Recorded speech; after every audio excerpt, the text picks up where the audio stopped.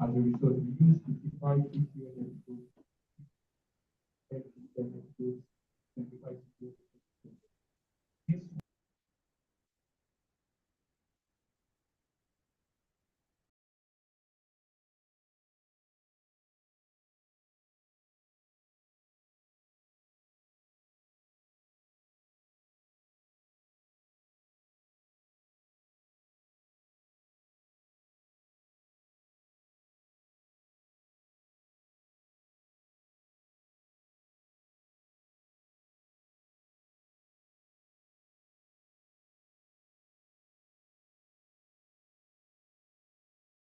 give us positive results for 0.5, and then the recent that don't identify the study outcome predicts that all the controls were stable, academic and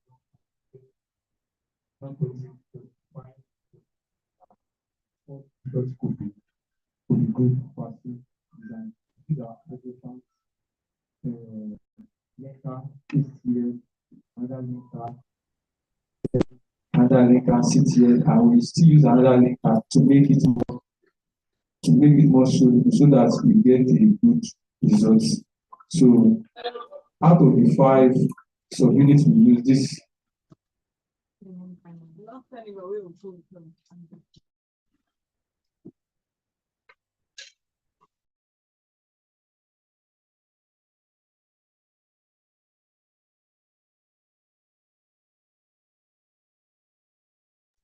Attention, please. Make sure your mics are muted before coming in.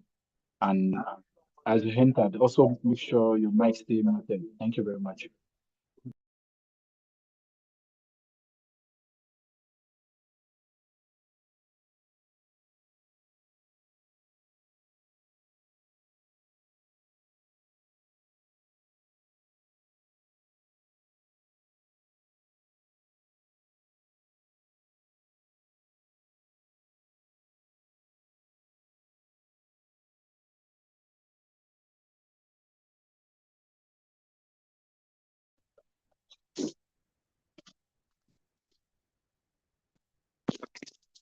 What can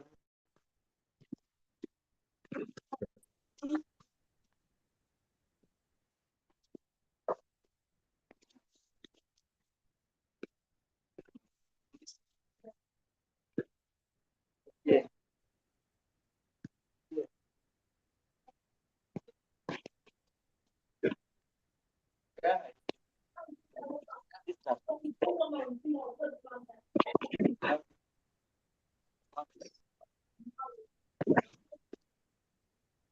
Probably.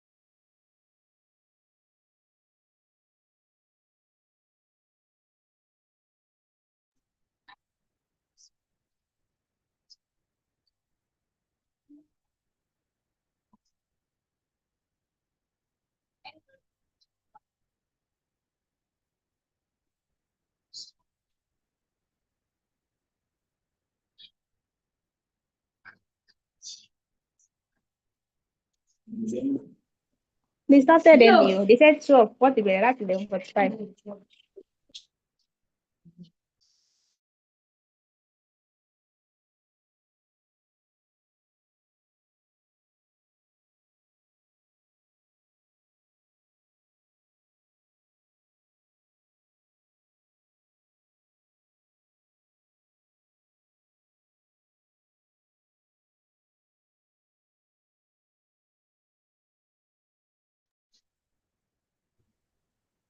Schon, ich schaue über.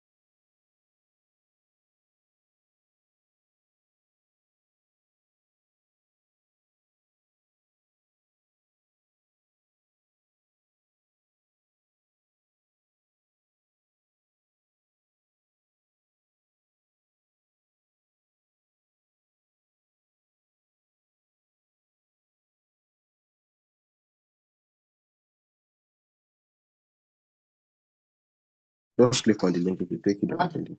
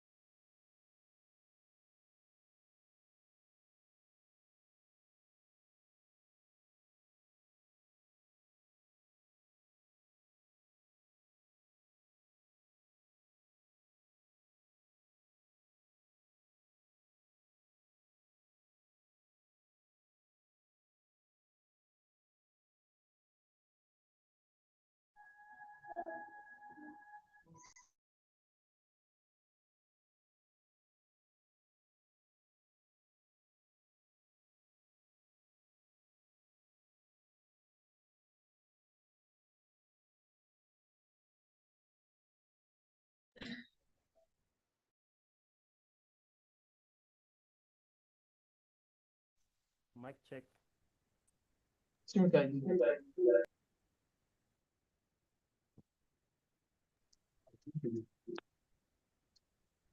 Mic check. Okay.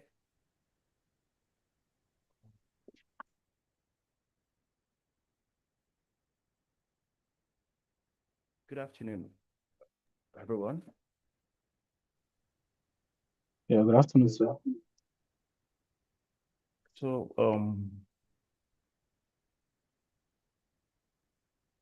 we'll be starting in the next 1 minute. I just want to confirm.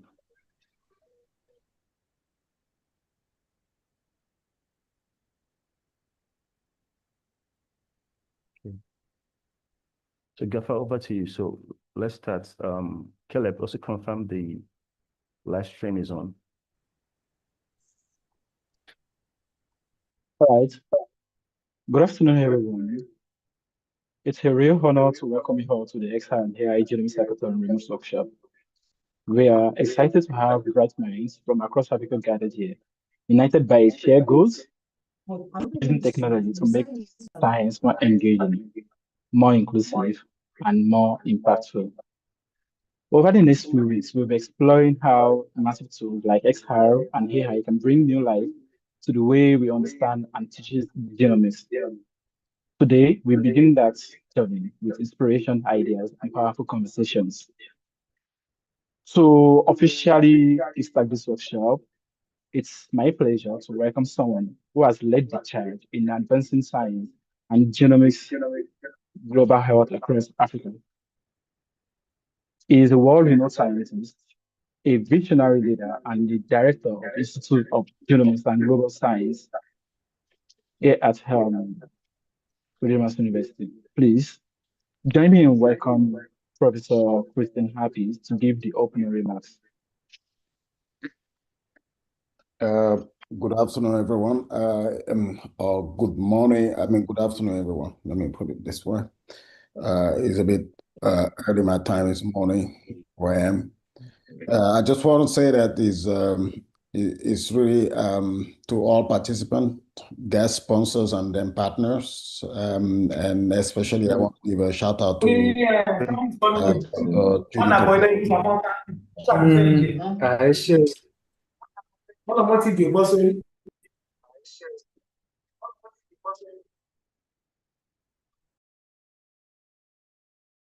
Apologies for that. Thank you. Yeah, I want to thank all participants, guest sponsors, and partners, and especially I want to use the opportunity to thank Dr. Judith Okonkwo, great partner and a great pillar of support for as we embark on this program or since we started this program. I think it's my great privilege, as a director of the Institute of Genomics and Global Health at Redeemers University, to warmly welcome you to this XR and AI Genomic Hackathon. And really, I want to say that as a person, chief host of this event, I know I'm basically just here showing support to the team that has worked very hard to put this event up together. I'm so thrilled, to see such a diverse, talented group of people.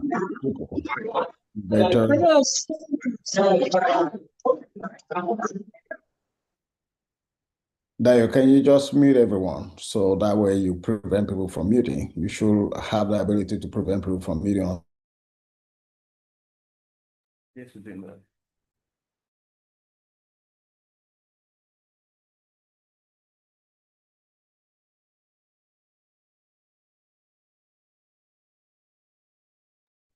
Yeah, we cannot hear Professor Happy now. I don't know whether it's just on my side. I think you might have muted him too. Oh, okay. So can you hear me now? Yes. Yeah, thank you, Grace, for for letting me know that. Great. I think it's really a pleasure to have all of you together. And I think this event is bringing you because you are all somehow a talented group of innovators, researchers, and then kind of, I believe, visionary young people. I'm sure you have dreams, you have aspirations, and then you have you're joining this because you want to express something in you.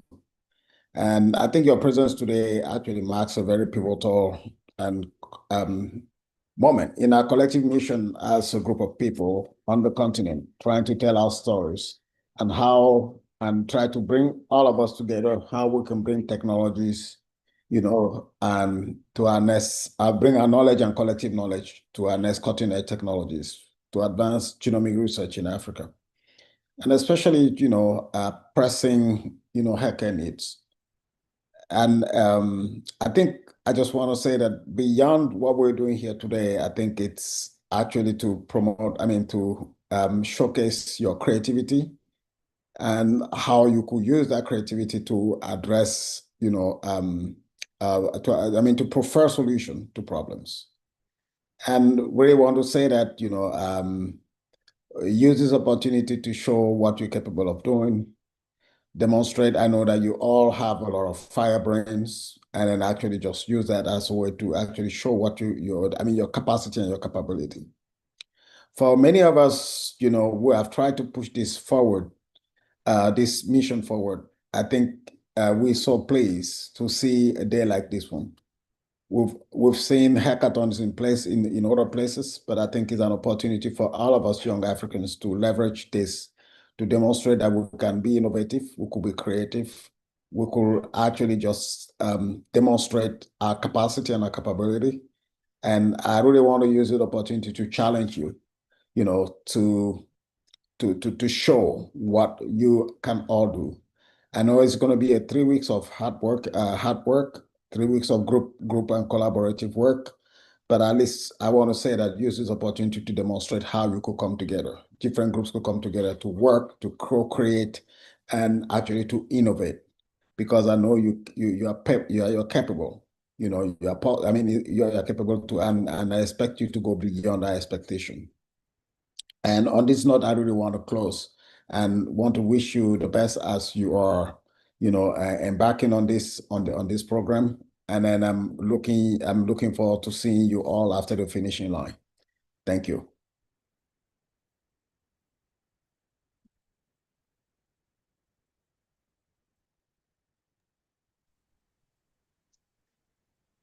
Dayo, I think I'm all done, and Okay. you can move on with the program. I really just want to thank you for organizing this. I didn't say that into my speech, but I really want to thank you and your team, for organizing this. Dayo, I think this is an opportunity to, to appreciate you for all of the hard work that you and your team, put into organizing this. And I do hope that, in the end, the result or the outcome will justify all of the energy, and then and all of the energy and everything that you put in. So thank you very much. Thank you so much, Prof. And thanks so much for the opening speech. So we'll just go right away into the next edition of the hackathon. So Gafa, can you let's bring in the guest speaker for today. Okay. Thank you so much, Prof. Happy, for those wonderful opening words. Your vision continues to shape the future of science, not just IGH, but across Africa. Now, to take us further into the journey of imagination and impact, we are honored to have someone who has spent years championing immersive technologies on the continent. She is the founder of IMSI 3D, a key force in XR adaptation in Africa, and a global voice for the power of technology in shaping new realities. Please, let's welcome our keynote speaker, Judith Okonkwo.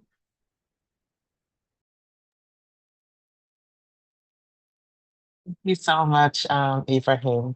And good afternoon, everyone. It's an absolute pleasure to be here with you all today. I do have some slides to share, so I just want to confirm that I'm able to share. Oh, yes, And you can share screen, please. so it's still saying only the host can share in this meeting. Okay, you've been given an access to share screen. Please, you can go Access ahead now. now. Okay. Thank you so much. Yes.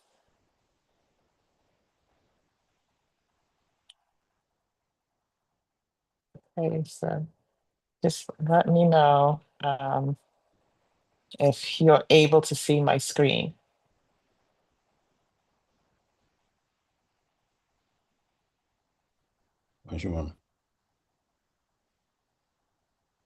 Your screen is still blank, Judith. Ah, yes. I'm afraid I think that might be the internet being a little bit slow. Okay, well, hopefully it comes up in a second or two. But let me go ahead and say hello to everyone. Professor Happy, always a pleasure to partner with you and your incredible team, especially when it comes to leveraging emerging technologies for our progress and prosperity on the continent. Uh, I mean, I cannot tell you all what a pleasure it is to have this particular event, an XR and AI hackathon, happening here, especially as it relates to genomics and that entire discipline here on the continent. I'm going to talk a little bit about the immersive technologies, the extended reality technologies, and some of the affordances that they provide us, because I think um, we have we have to seize the moment. And I know sort of like, Professor Happy mentioned this is a pivotal moment. I really believe it is. And if anything, we must make sure that all our people, particularly our young people, are equipped and enthused to go ahead and seize this moment. So anyway, going on, we're exploring a little bit about the future of learning through immersive technologies. Now, when I say immersive technologies, I'm really talking about the extended reality technologies, which, as you probably know, exist in a continuum from virtual reality, where you have a device, typically a headset, like you see in the image over there, that completely blocks out the physical world and immerses you in an environment that has been created by, whoever designed the experience that you are undertaking. This is typically computer generated, but also can be augmented by things like 360 videos or 360 photographs. And that spectrum goes all the way to the other end where you have augmented reality, where something digital is superimposed on the physical world. Now, this really came into sort of like public consciousness about a decade ago with the game Pokemon Go, but is probably more relatable to the layperson through things like filters on your social media apps. And when you combine, and just to say the mixed reality in the middle of that is allowing you to have experiences that move between the virtual through to um, some variation of the interplay with the physical, or with the kind of headset that you see to the left of the screen there.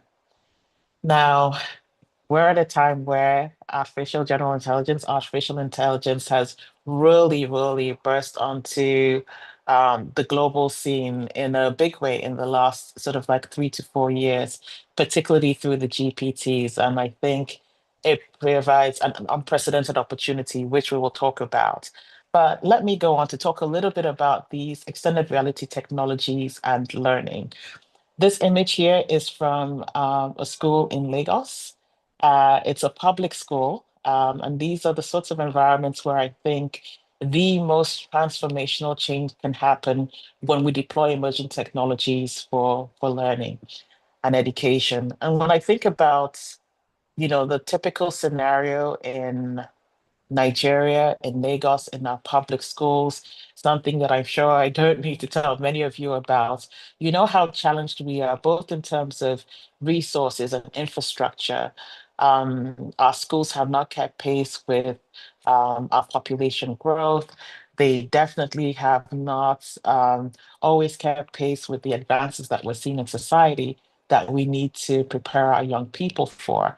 And what this means is that in a typical school, a public school, you will have, possibly 70, 80 students on average in a classroom.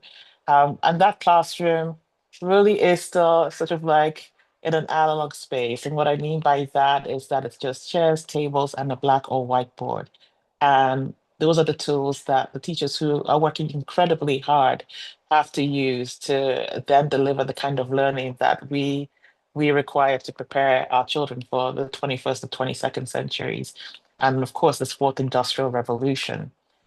Now that's a challenge. I mean, I think you'll all agree with me that in this day and age, for a school not to have things like labs for the sciences, for example, is really, really not acceptable for our children.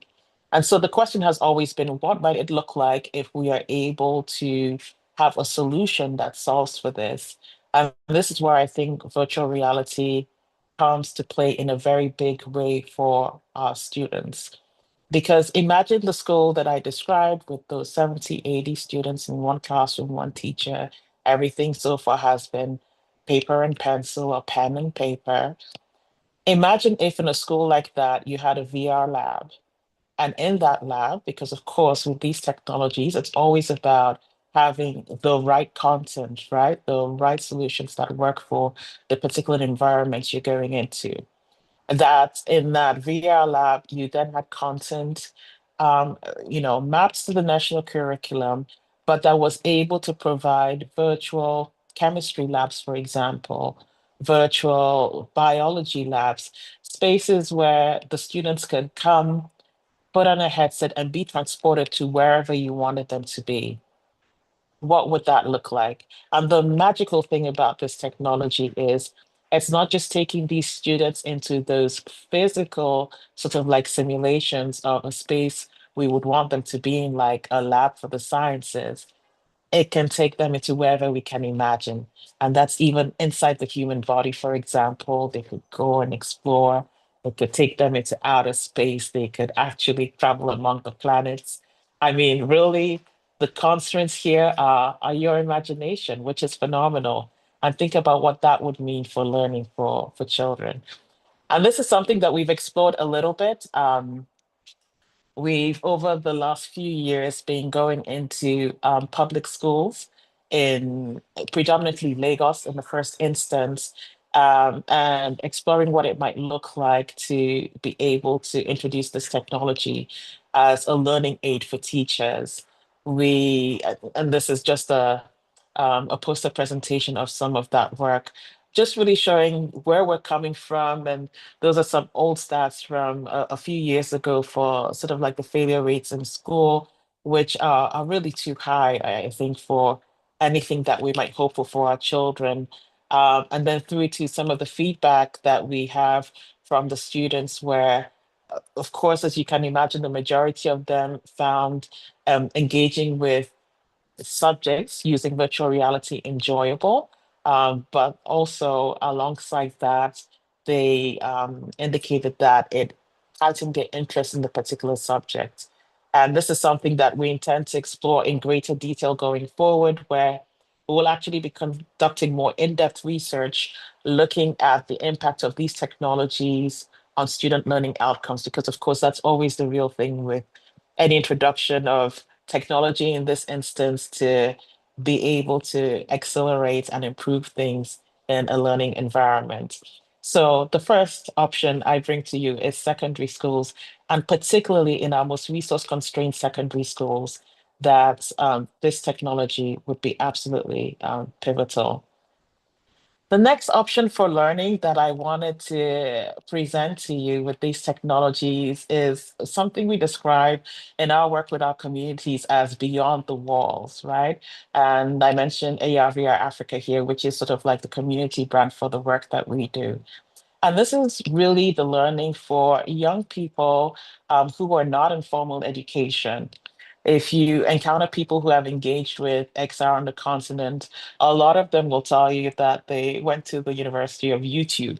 That's where most of their learning happened, where they were able to access the knowledge, as well as, of course, several online learning platforms like Udacity and all, where they were able to access the knowledge to be able to start to build with these technologies. And I think that that's a very key element for us.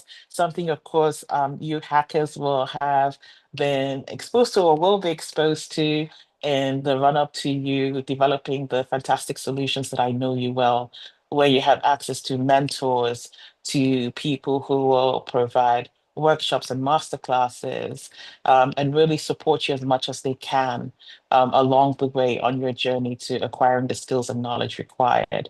And of course, for this element, this learning that happens outside the formal educational system, I would say a key element of that, of course, is community. The tech communities, particularly on the continent, have been so pivotal in the growth and evolution of our ecosystem. And it is always encouraging to see that start to form, much like you hackers have done on Discord. And hopefully we'll continue to do beyond that, to come together, to really lean on the knowledge sharing and peer learning that can really accelerate your potential when it comes to leveraging these technologies.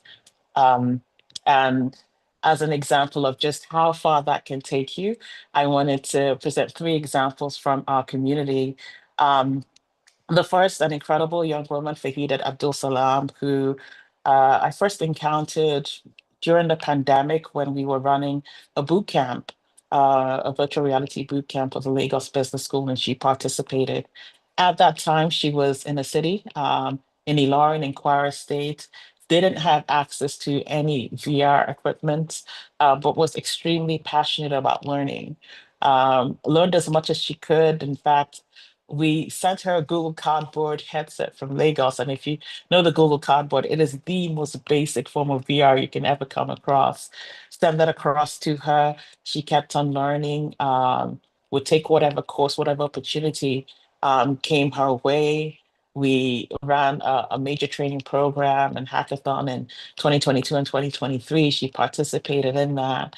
And it was a real joy to then see the next year that she had joined PwC, which is, is one of the major global consulting companies in the world.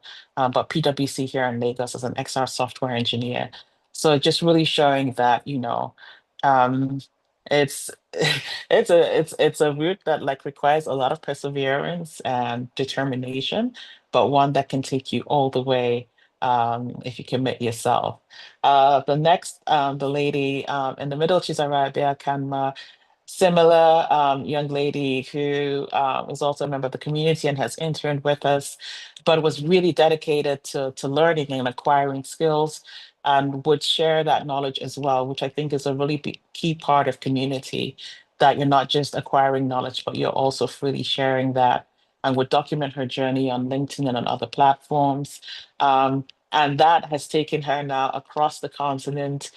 She's delivered workshops in Senegal, in Rwanda, has attended several as well, and is really accelerating her growth and performance when it comes to building with these technologies. And then the final person, Idiot, is a young woman I met in 2019, where we were opening a mini lab for AR, VR in Kanu, and she came to the hub where we were doing that. It was her first time trying the technology. She was actually there during her youth service. When she finished that, she came back down to Lagos, and a year or two later, came to intern with us at our lab. Um, she's now a recipient of the Global Talent Visa in the UK, and has worked with organizations as wide-ranging as Meta, Adidas, and Puma for her really, really excellent skills in 3D fashion and design. Okay, so the third and final sort of like element of learning I want to explore with XR is universities, tertiary institutions. And I think that this is probably I won't say the most critical, because I think all of the different ones I've mentioned previously are all really essential for all we will do. But one I'm super excited about. And one of the reasons is because universities ideally should afford us the space to really experiment and research and push the boundaries of these technologies, which is critical for us understanding how best to apply them for our needs. The image you see here is from the setup that we did of an AR/VR lab at the African Leadership University in Rwanda, and just kind of like a start to really excellent things there. such as them starting a course where the students actually have an instructor on the ground who's providing learning and inspiring them to start to integrate that into some of the entrepreneurship um, studies that they do. So, three ways that I think learning will be completely changed if we adopt these technologies in ways that suit us.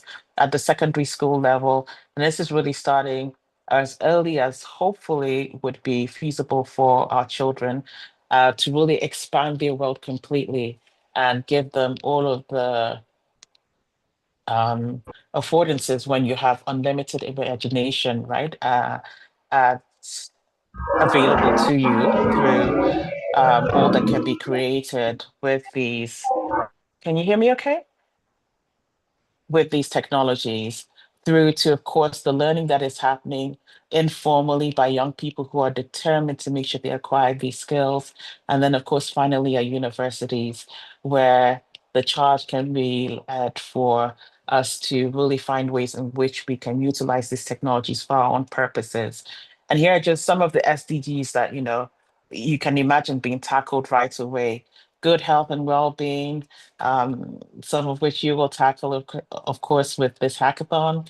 Quality education, of course, gender equality, decent work and economic growth, reduced inequalities, the many, many, many, many opportunities that can be realized if we leverage these appropriately. So, I often end any talk I do with this particular slide because I believe that the future is ours indeed to create. And I want to speak now particularly to the hackers and to say to you that you are the future and your imaginations will shape the world for centuries to come. Um, Dream big, dream bold. Christian Happy mentioned a similar thing to you. Really, really dream big and dream bold. And know that in your hands today, you have tools to craft just about anything that you can imagine. And really, that's the beauty of combining these extended reality technologies and artificial intelligence. Now, the combination of these technologies, I really believe, are some of the most potent tools to redirect the trajectory of human existence. And I say this because if you think about that example, for example, with too many examples there, but with secondary school education, and just imagine us being able to completely rewrite the narrative of the current experience for the majority of our children in public schools to a situation where they're getting almost best in class education because we're leveraging these technologies. And you can start to see just how things can be changed. Anyway, in addition, I want to say as you build, I want to challenge you to also think about what you're building and why. And the reason I say this is because often when it comes to technologies, we build, but we are not necessarily always thinking about the unintended consequences. And if anything, I want to challenge you to do that from the outset. What are you building and why? And what might you do with it? And what might other people do with it? Because as we build today, I think it is critical that we start to think about what it means at the individual level for us, for the privacy, for the safety, and for the security of all who will use it. So go ahead, seize the day, and create, create, create. But remember that this future, everything you do, you are creating it with what you build and what you do. So think about what you choose. Thank you all.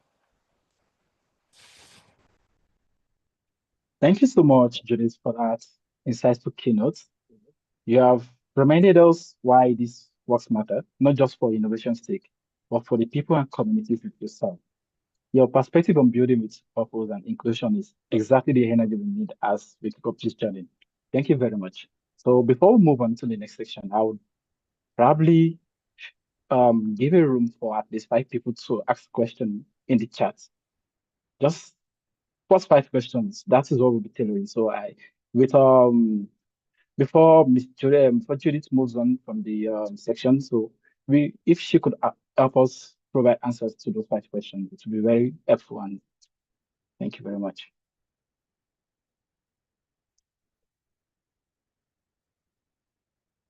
Okay, so for the first 5 questions in the chat, so as of now, we've not gotten none. So, at the absence of question, I think we should move on to the next section. So moving on, we move into section to we're now moving to a section to help us stretch our thinking even further. But before that, we would like to take a 10-minute short break for breakout section, and we can use the opportunity to network. So first thing, for all the applicants, thank you for coming up on board. Behind me is just the banner of the sponsors, and yeah, as you can see clearly, Imisi 3D is also part of sponsor. We also have Vita, we have InfoFocus Group, and we also have IGH. So it will do us a lot of opportunity, and it will do us well to raise a shout out to the sponsors on their social media, ask them, thank them, and share your impactful moments and how far this African remote section is going.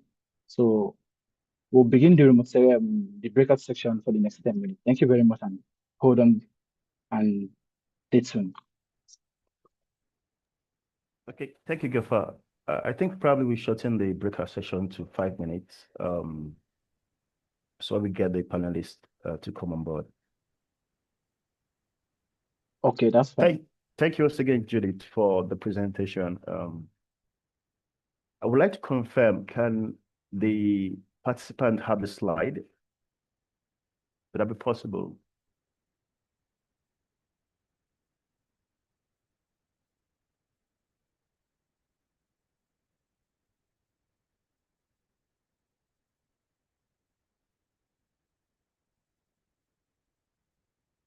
You're muted. I think you're currently muted. Caleb, confirm. I'm not sure we can. You're currently muted. We can't hear Judith. Let me unmute. Okay. Yeah, it wasn't allowing me to unmute myself previously, but I was saying yes, the slides can be made available. Thanks so much. Thanks so much once again. Yeah. You're welcome.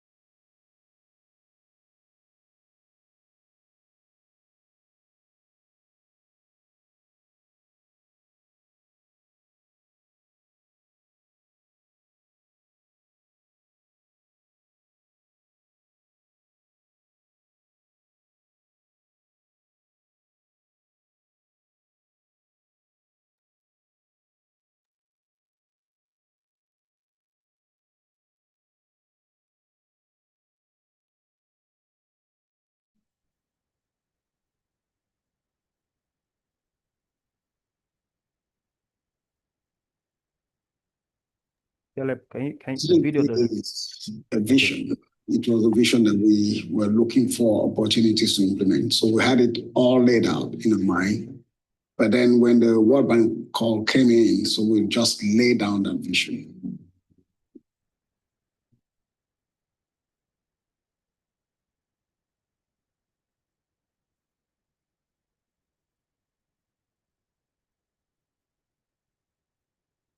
Novel technology like genomics was out there, and the world was taking full advantage of it. And Africa was nowhere near, to embrace that technology, simply because there was no resources, human resources, there was no infrastructure.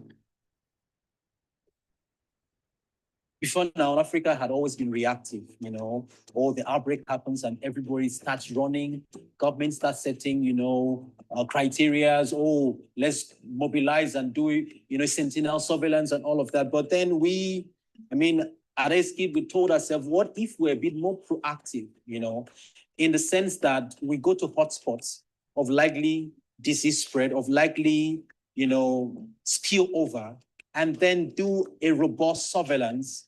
That's where the batch project came in. The very first thing that we did during Ebola outbreak was to demonstrate the usefulness of genomic sequencing when it comes to understanding the nature of a virus like Ebola.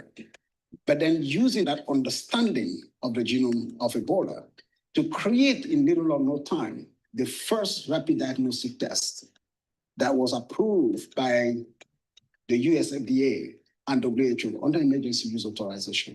This within 4 months of an epidemic. That was revolutionary. Because what used to happen is that when there's an outbreak, people will collect samples and take them to Europe and then study the sample for years and eventually create, the solutions years after that outbreak was on. But we were doing this in real time.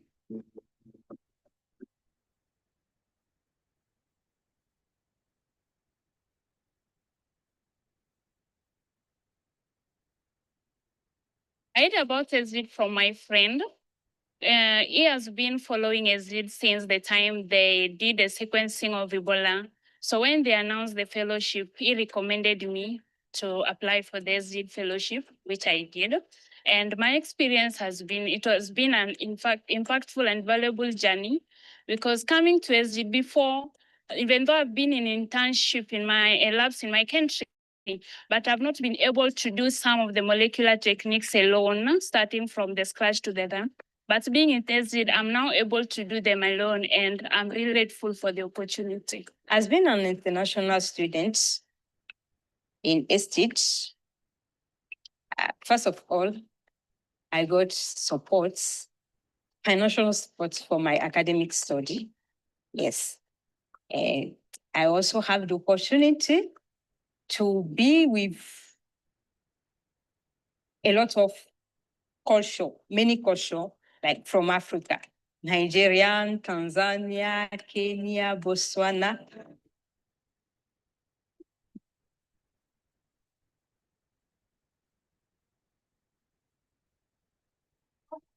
This is the fact that each of these proteins usually have what we call the sorting signals. The courses that we offer at SG are about 3 major courses. So we have microbiology, and then we also have molecular biology and genomics. And then now during ACE Impact, we have bioinformatics. So those are the 3 main courses that we offer at both master's and PhD level. I'm very interested in studying malaria parasites, and I'm working on a project which is trying to capture different aspects of Plasmodium genomics. Plasmodium parasites are the causative pathogen of malaria. And we are trying to understand what is the genetic diversity of Plasmodium parasites in Nigeria.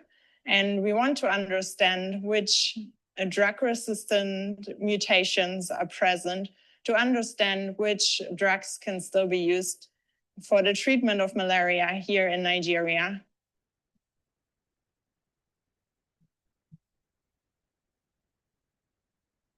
The whole concept of genomic has really transformed the way we do science and then medicine.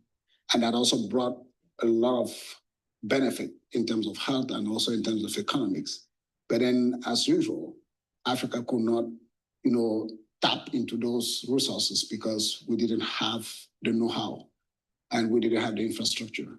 And we decided that, with the skills and the know-how that we had, we wanted to really change the narrative.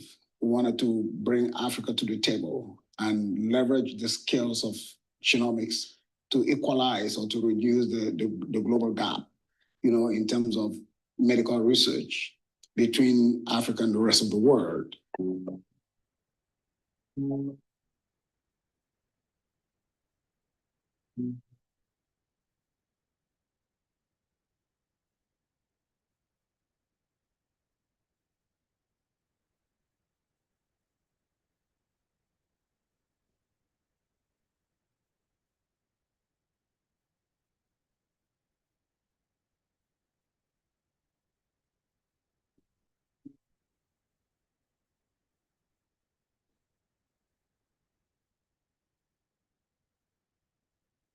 we started enjoying the benefits of SGIT, our Center of Excellence, since far back as 2014. Through the equipment that SGIT made available for researchers here, our researchers were able to detect the first case, index case of Ebola in 2014. And that actually brought the university into limelight because it was a major breakthrough that helped Nigeria. And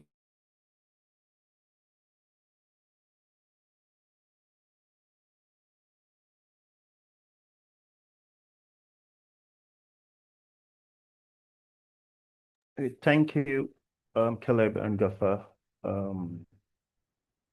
So we're currently ready to take up to move into the next session, which is the panel session. Myself and Oludayo of Pearlway will be handling this session.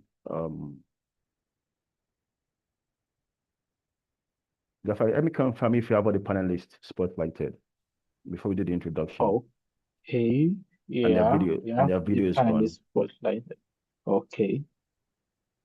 So to the panelists, please just to check in again, if you haven't used the background, please you can put it on so we can begin with this panel section. Thank you very much.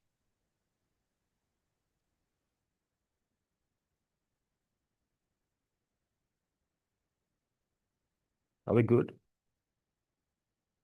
I think we are. Coast. Oludayo, can you enable your video? Dayo.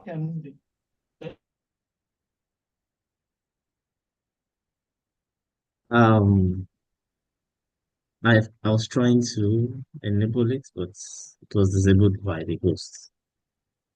Okay, hold on, please. Also confirm if you can speak. Mic check. Yes. Panelist, can you come?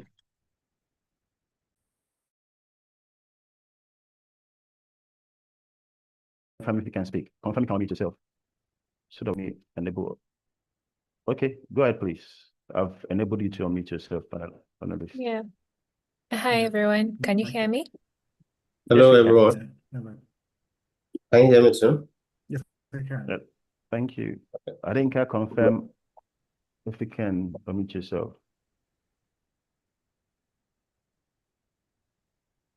Okay, let's just get it right straight into the business of the day. I'm going to be handling the session with Dayo Opewe, and we'll go right straight forward to introduce the panelists. Yeah, well, so I'm going to start in no order.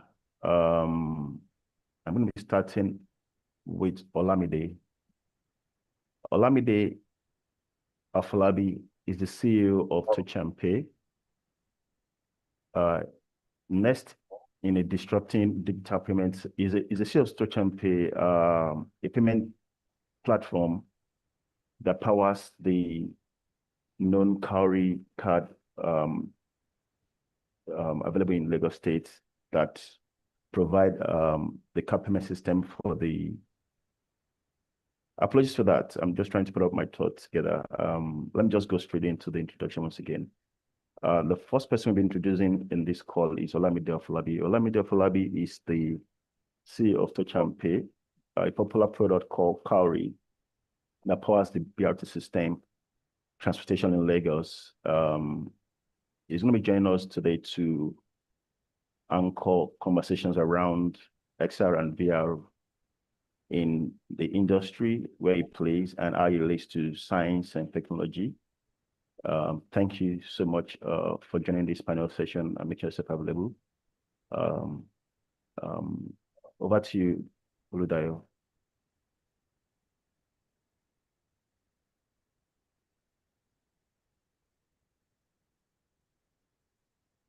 Dayo. You muted? Oh, sorry, I was muted. All right, good to have everyone on board. I believe and trust that we'll have an interesting session. So, I believe Mr. Dai has introduced everyone. No, I just introduced one person, so you pick the next person, please. Or do you want me to go ahead to Oh, introduce everybody? okay. Yes, please go ahead. Okay, Thank let you me very much. introduce the next person.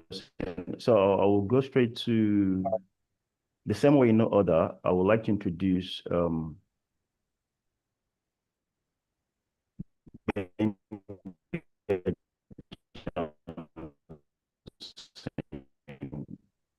Benga Johnson is the CEO of Blue Collar Company Limited, a startup in Lagos that is into the next generation. He's been doing that for the past couple of years, and he's going to be joining us in that industry and how we can provide same technology to drive SR and AI in science. The next person on the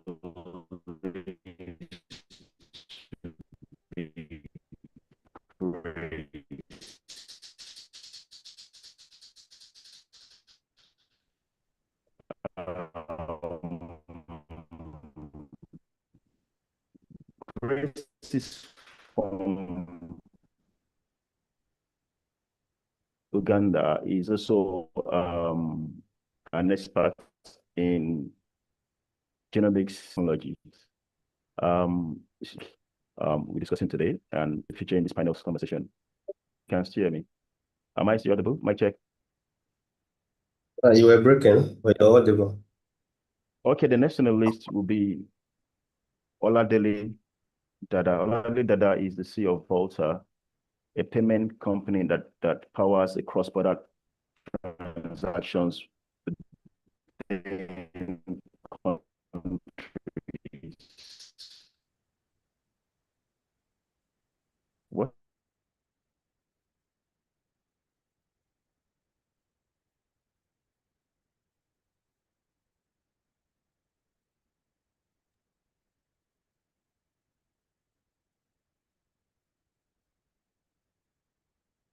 Okay, I just needed to change my internet.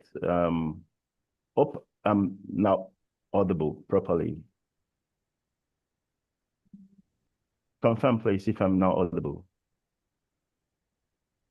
Yes, it's much better. Okay, so it's better.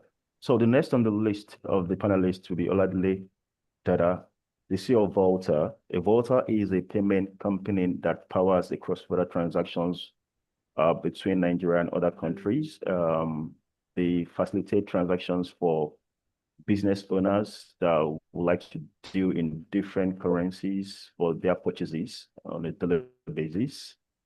And it's going to be joining us today to have this conversation around how technology has driven this industry and how we can also leverage on the opportunities and the success rates they've enjoyed in this industry in what we're having in SG today regarding science and technology. Welcome once again, Oladile Dada.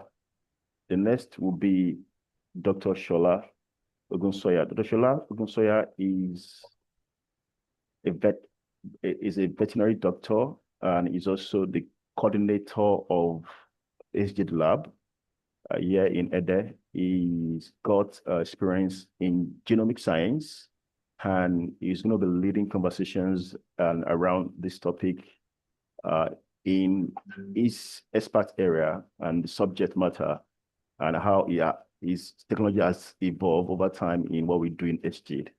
Welcome once again, Dr. Shola. Thank you very much. I'll also be introducing Adeyinka.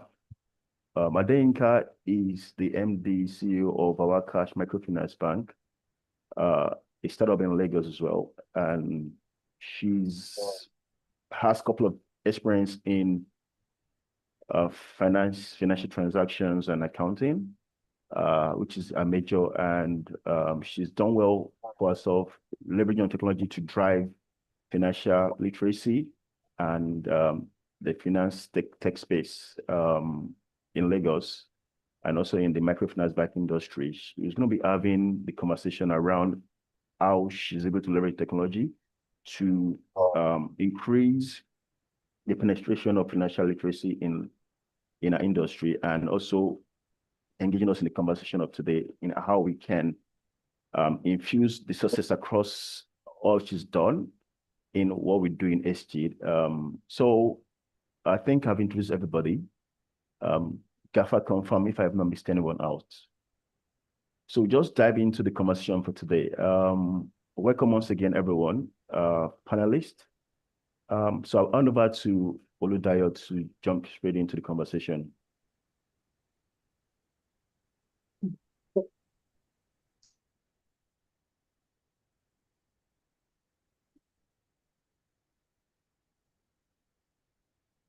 Dayo, can you hear me?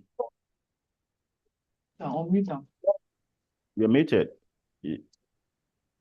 I'm mute. All right. Sorry about that. I was trying to unmute for a while. So thank you very much, Mr. Dayo, for that wonderful introduction. And to those who are wondering, we have two moderators who are both bearing Dayos and Dayos. So whenever you hear that, you don't get too confused. So you can just look at the faces and all of that. So we hope to have a wonderful conversation and a wonderful session. And we'll start with Mr. Oladile Dada. We have a few questions for each of our panelists. We'll be moving from one panelist to the other. From Mr. Oladile Dada, we'll be moving on to Mr. Folabi Olamide, and then on and on and on and like that. So let our IAS be on deck to learn a few things, one or two. So, starting with Mr. Oladile Dada.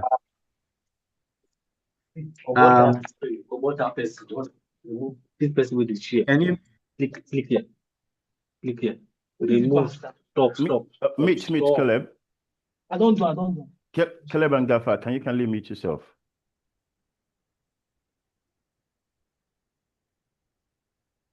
All right, can permission to mute be given to Mr. Oladile Dada? Gaffer and Caleb, we're going to need your assistance to unmute people, the panelists. All right. All right. So please bear with us. We're trying to Okay, we are right on to that. sort out our logistics. All right. Thank you very much. So, Mr. Oladile Dada, the first question. In your opinion, how would you say the digital age has shaped science? Let me take that again. In your opinion, how would you say the digital age has shaped science? Go ahead, sir. Yeah, good afternoon, everybody again. For me, I feel that this digital age has actually shaped the science tech space generally, because I know that there was a time that it used to be when you want to get data, it has to be you write down on a paper, and sometimes maybe you wake up one day and maybe you can find those paper. That means automatically you can recover those data. Sometimes maybe it was a fire incident or maybe something happened. Automatically, you cannot be able to recover those documents. But now I feel that if anything happens through AI, through data stuff, the guys that do data science, data analytics, you can always go on cloud to recover your documents, to recover your data. So I feel that the data age has not, I think it has allowed us move like 100 years ahead. So that's how I feel that the data age has literally like chip science data precisely. So you would say we are in the age of a digital revolution. You're muted, sir. Mr. Oladile, you're muted. Yeah, absolutely. It has. We are actually in that particular age now. Thank you very much. Over to you, Mr. Dyer. Thank you, Dyer. Olamide, I'm going to be asking you this question. So the question is, how can tech creators make sure their SL and AI products actually helps scientists and healthcare workers? So let me just put a context to this question. So you currently run a business today that powers transportation through payments, right? And I think the backbone of that business is technology, right? So, and I think one of the things you use is an NFC technology. And so today, you've achieved great heights in that space based on data we've seen over time. Today, Olamide currently startup powers the BRT system in Lagos, in Kano, in Ibadan, the train system in Lagos, the Blue Ray and the Red Ray, and they've made tremendous success. So how do we bring this in context to what we're discussing today? So today, in SG, what we do majorly is to try to leverage technology to power some of our services and devices. So, and the question to relate to the context I've just painted will now be, how do we, based on the audience we have today, related to the hackathon event, SR and AI, we talk about external reality, we talk about artificial intelligence products. Now, we're trying to see how we can break this down into science. Is this practicable to infuse this technology, SR, AI, to help scientists and also health worker? And if yes, how? Okay. So basically, every great product starts at the university. Google, Facebook, we all know the story. And it's interesting that we are doing this at the university. And even Touch and Pay, our business started from the university, you know. That's why I'm always very excited when university hackathon and, you know, panel like this. So kudos to the organizers, kudos to every participant here. And I believe that great stuff is going to come out of here.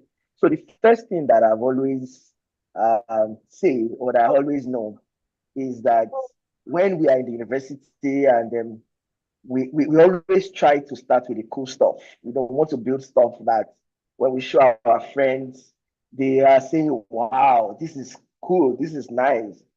But we need to be able to align those cool stuff with the reality of the market. And that's one of the first things that I really like to hammer hard here. We need to build something that people found useful, people are going to use.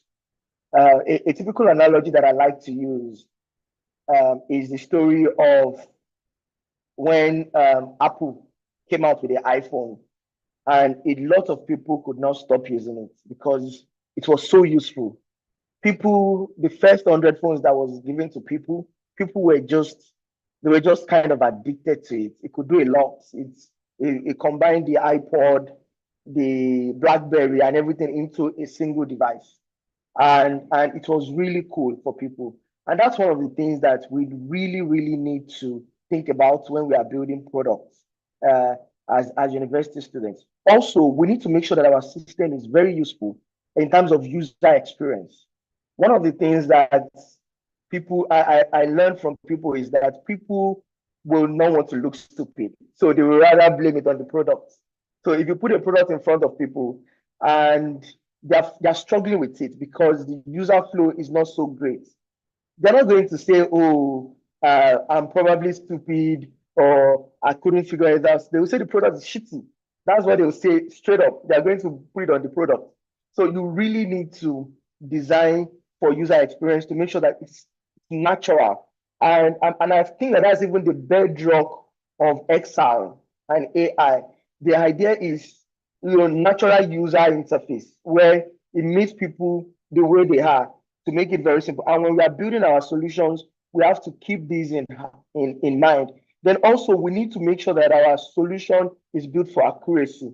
One thing about this world is that the world is getting to a perfect pace so far that it is almost very unforgivable to make mistakes. So your solution must work. It must be very, if you're talking about clinical decisions, you have very little room for mistakes.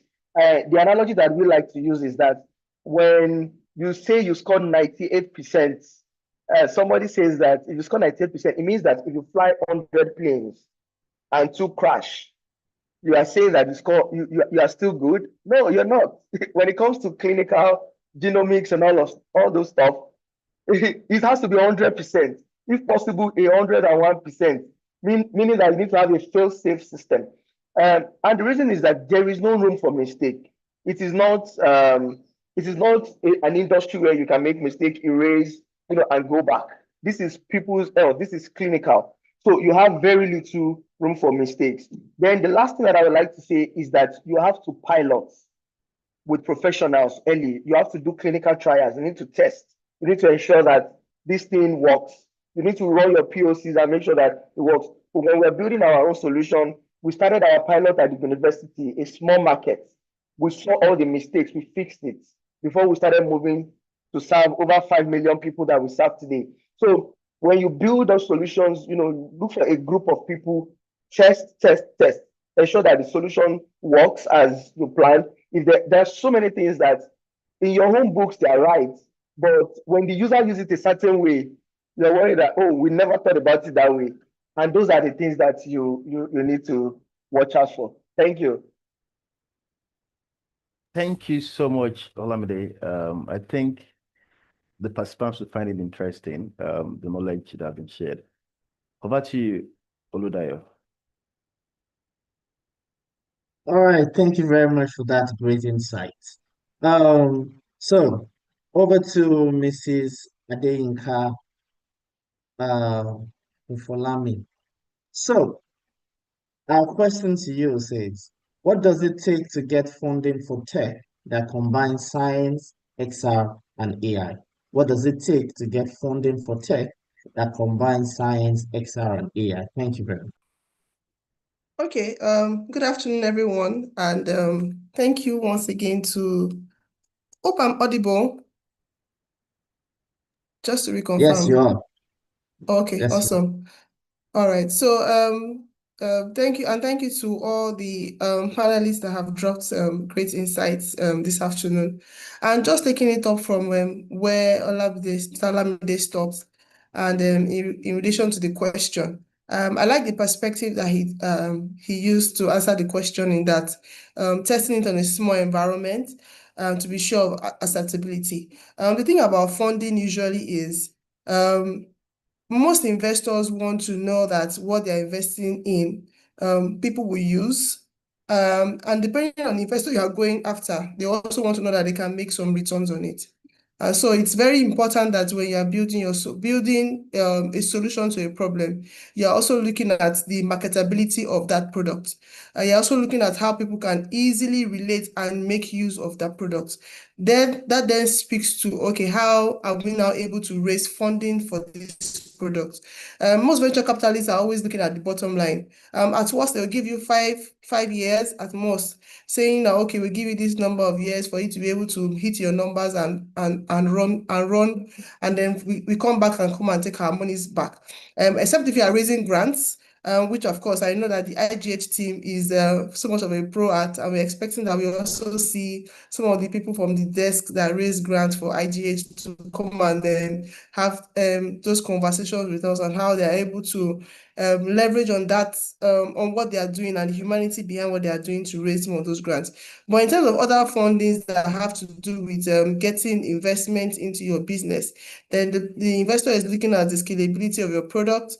He's looking at the relatability. He's looking at the understanding. So you want to bring XR and AI to the understanding of the little man by the street corner that is selling reality. What's my business with AI? But by the time this genre of people are able to understand it, you'll be able to sell. So I'll give a case in point.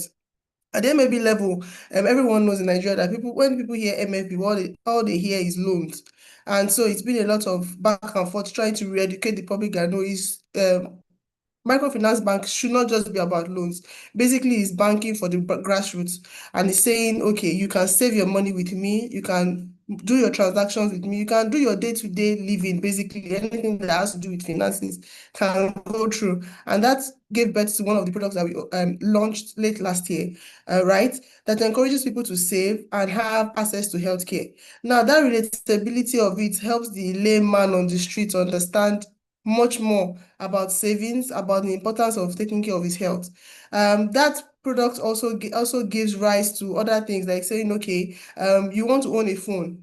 today, but you don't have all the money. So I can break it down. And for the next 50 days, you pay me 8,000 naira. You'll be surprised that their own mind can comprehend, and I'm not burdening them with saying, oh, the interest rate on this loan is 50% or is 30%. As a matter of fact, if you even charge them 100%, they don't know, they don't care. Once you have just told them this phone every day for the next 50 days, I'll come and collect 1,000 naira from you, they're okay with it. What have I done? It's relatable. They can understand it in layman terms, and so they will put their money. And so if another 1 year the product is big and I go to investors and I say, you know what, I have this pool of people that need this product. I don't have money to buy the product, but I can reach this, and this is the model of which you get your money back. They might not be, they can see the financials, they can see the what has been done in the past, they can understand the model without putting all the jargons of what financials is, of what the interest is and all that, right? So that's how XR and AI can be able to, beyond grants, raise money from other investors that are playing in the space. Because at the end of the day, what an average investor wants, beyond the fact that he's touching humanity, is that he's able to get his money back and get some returns on it. All right. I hope I've been able to do some justice to that question. All right, thank you very much. So to summarize, find a background for the value you want to put forth. Put your value in simple terms to the investor, and also ensure that the investor has some profit.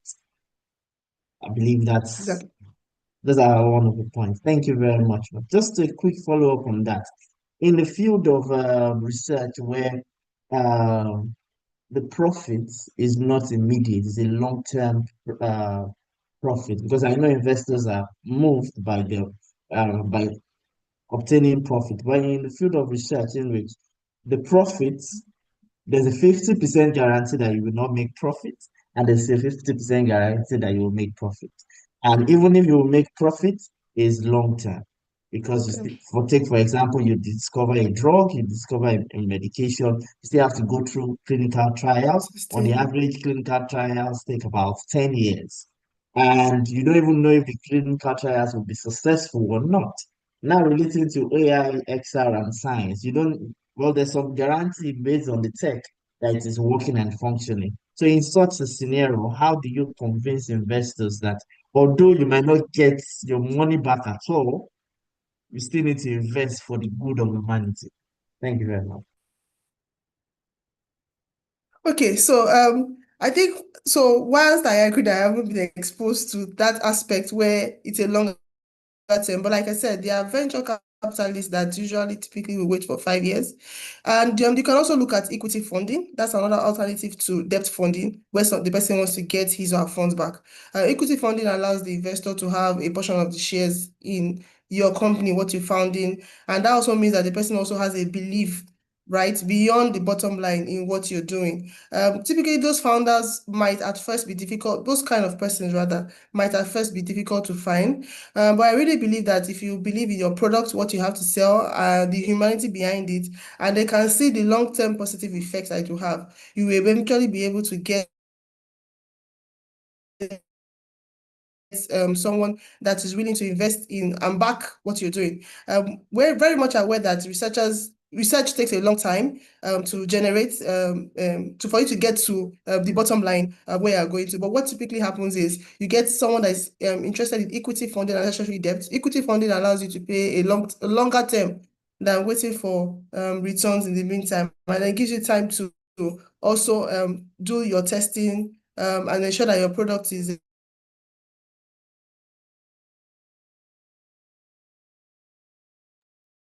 suitable for the market. I also believe that technology should play a bit of a huge mystic couched sometimes in what researchers are doing. Too much mystic couched in what we are doing.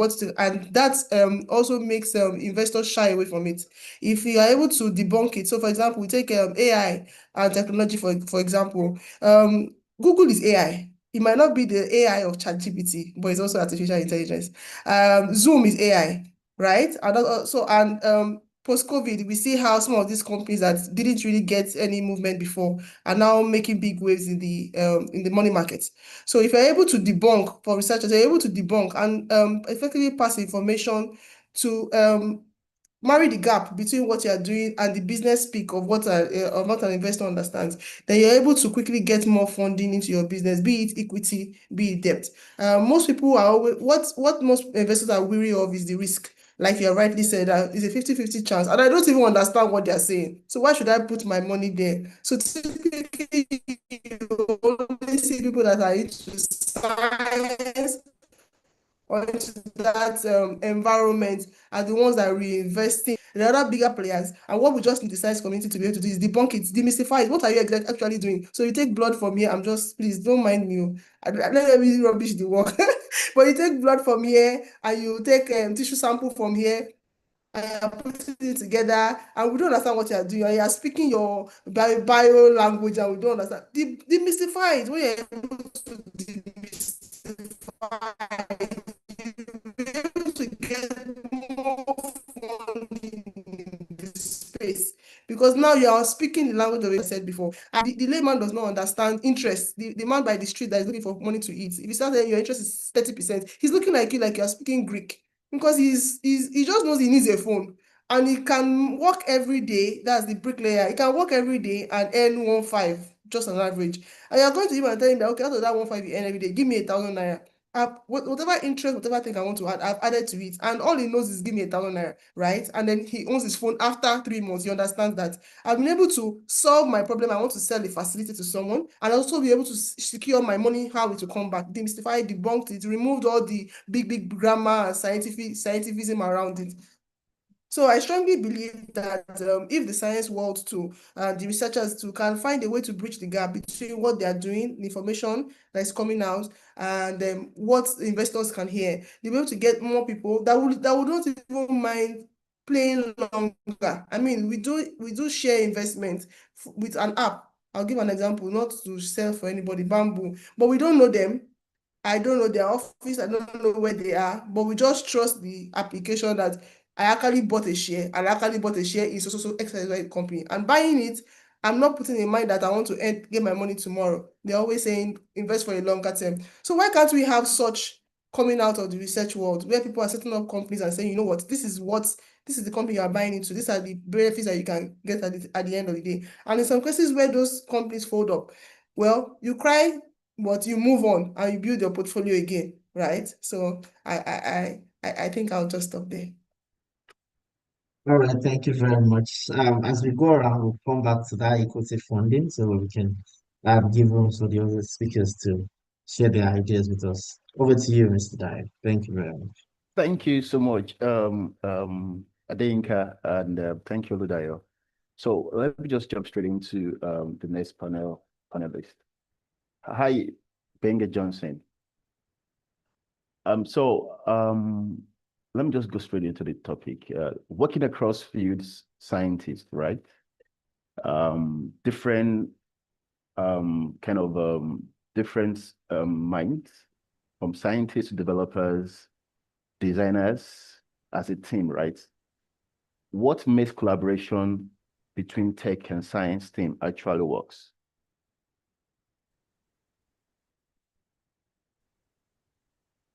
Am I audible? Benga Johnson? Can hear you. I can hear you. What's the question? Benga Johnson? Yeah, can you hear me? Can you hear me? Yes, I can hear you now. Did you get the question? Yeah, so I couldn't get the question. I think, yeah, can you say that again, please? Okay, so let me put a context to it. So this is an hackathon, right? So we have the audience. Among the audience, we have scientists, we have developers, we have graphic designers, we have creators, we have writers, and they're coming together to create products, and SR and AI products to drive genomic science. So how do they collaborate to create a product that makes sense? Okay, so that's a very, very tricky question. Yeah.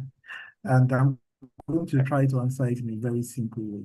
Yeah. Okay. So in the context of bringing different people in different industries to come together to work on a project, either digital or physical, yeah, which everybody here, I believe, know, project management, but more of the fundamentals of, project management, in the sense that everybody needs to have like a clear goal. In science, the technologies that is being used by scientists and researchers, it's quite different from technologies that someone like Judith or Judith's team are familiar with, and a little slightly different from the technologies that a programmer would understand, and a creative too. So it is like different people from different worlds. So the first thing that we need to do here is to ensure that there is one language. We're going to need to take away, oh, you saying that, okay, this is genomics. Some people might not even understand how genomics work. Yeah. Some people might confuse genomics as DNA. Yeah. So terms like that, and people in the research, space might not understand what GitHub means. They might not understand what, okay, we are going to need to use a different state management to achieve this. It's quite, so we need to ensure that there is, one language that everybody understands. Now, simplicity in terms of how you communicate is very, very key. The second thing that these people in different diverse industry also need to take into consideration is understanding the approach. We've talked about communication. The second thing now is, what is the work approach we need to take, to achieve this goal. Now we have resources. How can we align each of these resources, to achieve this goal?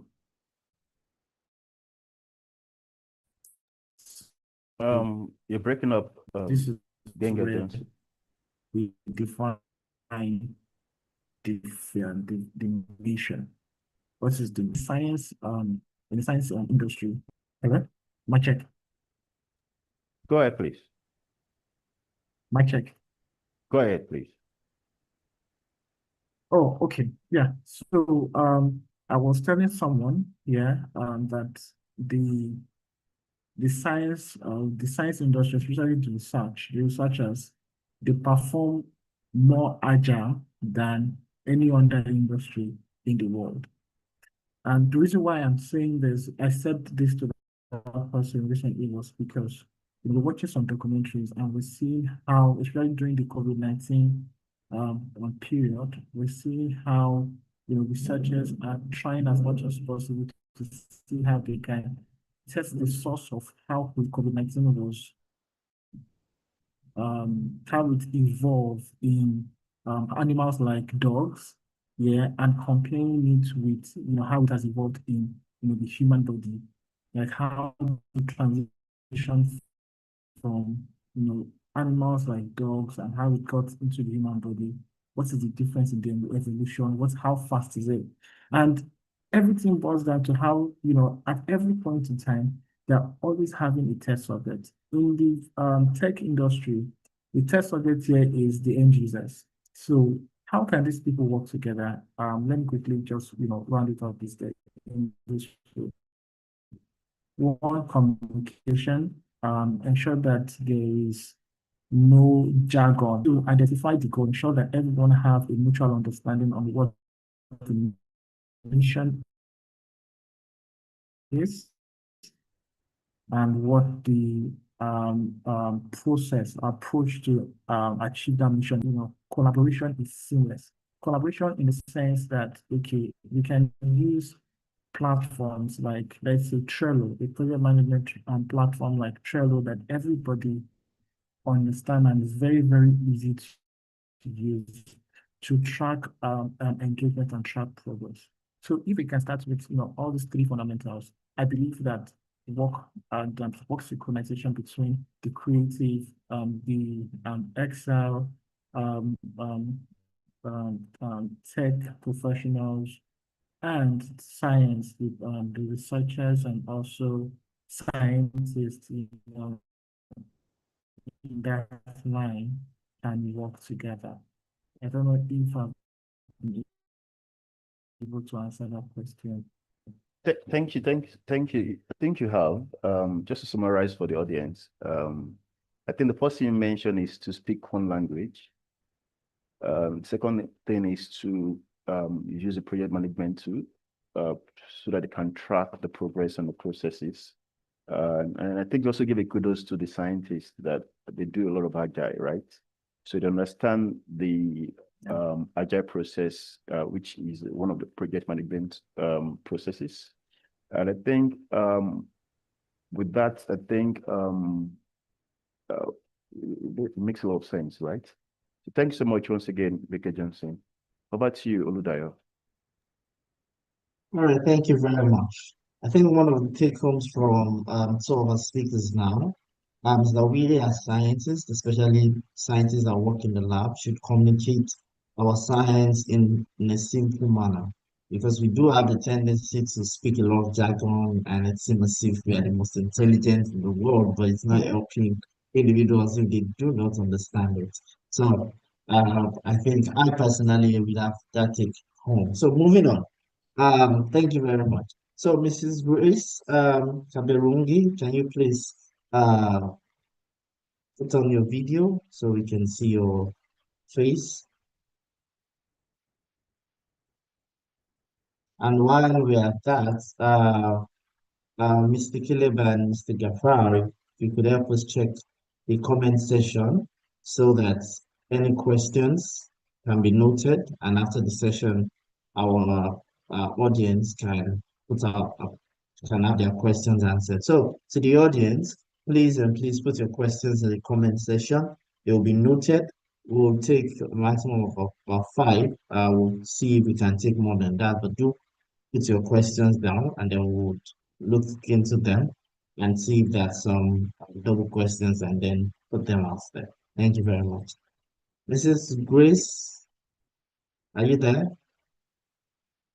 I think Grace is currently, maybe we should move to the next panel. Oh, okay. So we'll move on to Dr. Olusola Ogunsoya. Thank you for being with us. Our question to you is, how can XR improve training for animal care and medical research? Just to put context, Dr. Olusola Ogunsoya is a veterinary research fellow here at IGH, and he works with our zoonotic team to understand the One Health, how zoonosis, zoonotic infections could affect humans as well, like we've seen with the COVID-19 pandemic. With year of researchers have found that it started from bats and then moved on to humans. So it's important to understand some of those diseases that occur in animals as well before they get to humans. So how can XR improve training for animal care and medical research? Over to you, Dr. Olushola. All right, thank you very much, Mr. Oludayo. Am I audible? Yes, you are. Okay. All right, so thank you also for the organizer for putting this kind of program together. It's a pleasure to be here. So to answer your questions, I think we need to first of all understand probably medicine itself. And medicine, as you know, it's important to life. It involves treatment, diagnostic treatment, and also preventions of diseases. So so for us to understand how we can improve training for these animals and also for other medical research, we need to also identify probably the divisions of how we get to train students or professionals in the field of medicine. So which I would rather to say like this division are into 3, probably the preclinicals, paraclinicals, and the clinical itself. So and during the preclinical, students get to know the structures, the functions, by studying anatomy, physiology, biochemistry. While for the paraclinical, they always get to know they move around pathology, the microbiology, pharmacology, public health, parasitology, and the like. So for clinical, they tend to do the major of medicine itself, the surgery, thyrogenology, and other clinical diagnostics. So XR actually could help when you do these 3D anatomic models for the preclinical stage, you could have to visualize layer by layer where tissues actually start from. That's the origin and the insertion of tissues, the positions in the body, and how they constitute and how they contribute to the body of both animal and humans. So I could remember during the early days of our training, we normally have this cadaver on the table whereby you get to understand the positions of each tissues and the like. So if we could simulate or make a models of 3Ds whereby you could understand that even remotely or probably through self-paced or self-paced action. So that way you could easily learn even before it is taught in the class. And also that actually will reduce stress, because most times when you're working with cadaver, you get to inhale formalin, you go through a lot of stress, and by the time you finish the whole class, you are having terrible headache because of exposures to formalin and other chemicals. So, but if you're in the 3D environment, you could easily simulate everything that will be taught, and you understand it better. And also that does not leave behind the physiological functions like the blood flows, the neural functions of the body. So that being said, also if we have to move to the paraclinical areas, that will help you to describe how lesions are, seeing them, you could model them, see them, understand how microbial cultures could be done in the virtual reality environment before you even move to the lab. You could do some staining techniques, you could identify some parasites, and also even understand drug interactions by knowing some structures that play in role. And more importantly, if you're at that stage and you're studying public health, you could simulate zoonotic outbreak responses. Just like I remember in 2014, when during the outbreak, then we were just getting to know Professor Christian Happy. So I remember we were taught in class how you could respond to outbreak, and that year, this specific question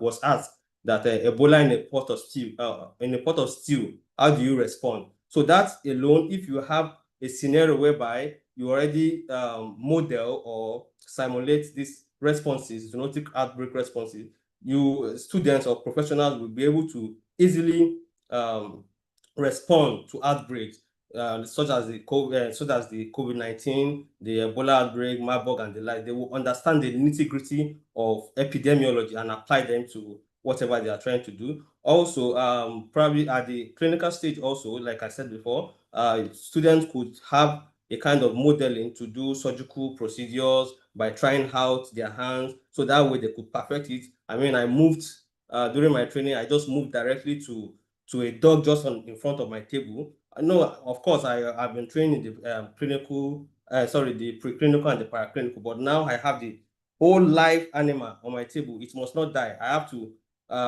carry out a procedure, that's a splenectomy. I have to remove the spleen. So how will I ensure that this animal does not die? So if we put in 3Ds, XR rather, into play, you could understand how you could easily understand the veins, the artery which you need to cut out, the ones you need to leave behind, how to ligate it and the likes, So that helps the EXA can play a lot of roles in that, also including diagnostic clues, like we have a step-by-step understanding of workflows where you move from preparations of samples to actual loading and dictations like that. And also, finally, I would like to just say that for us to be able to understand and to apply SR to improve human and animal, we should also consider that safety, immersiveness, and repeatability is important in all this. So, and I believe that if this is incorporated, we can actually improve we can improve the safety of professionals and students, and also ensure them that they understand they can do a self-paced learning and training to understand how medicine work. Thank you. All right, thank you very much for that insight. Just another question. Do you see a future where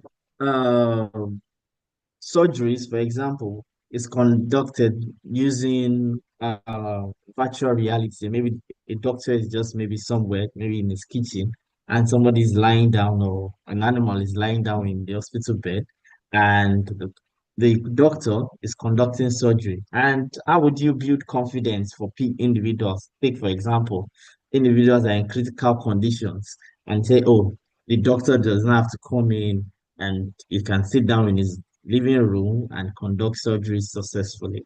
Do you see that future, and how would you build confidence for that future? Thank you.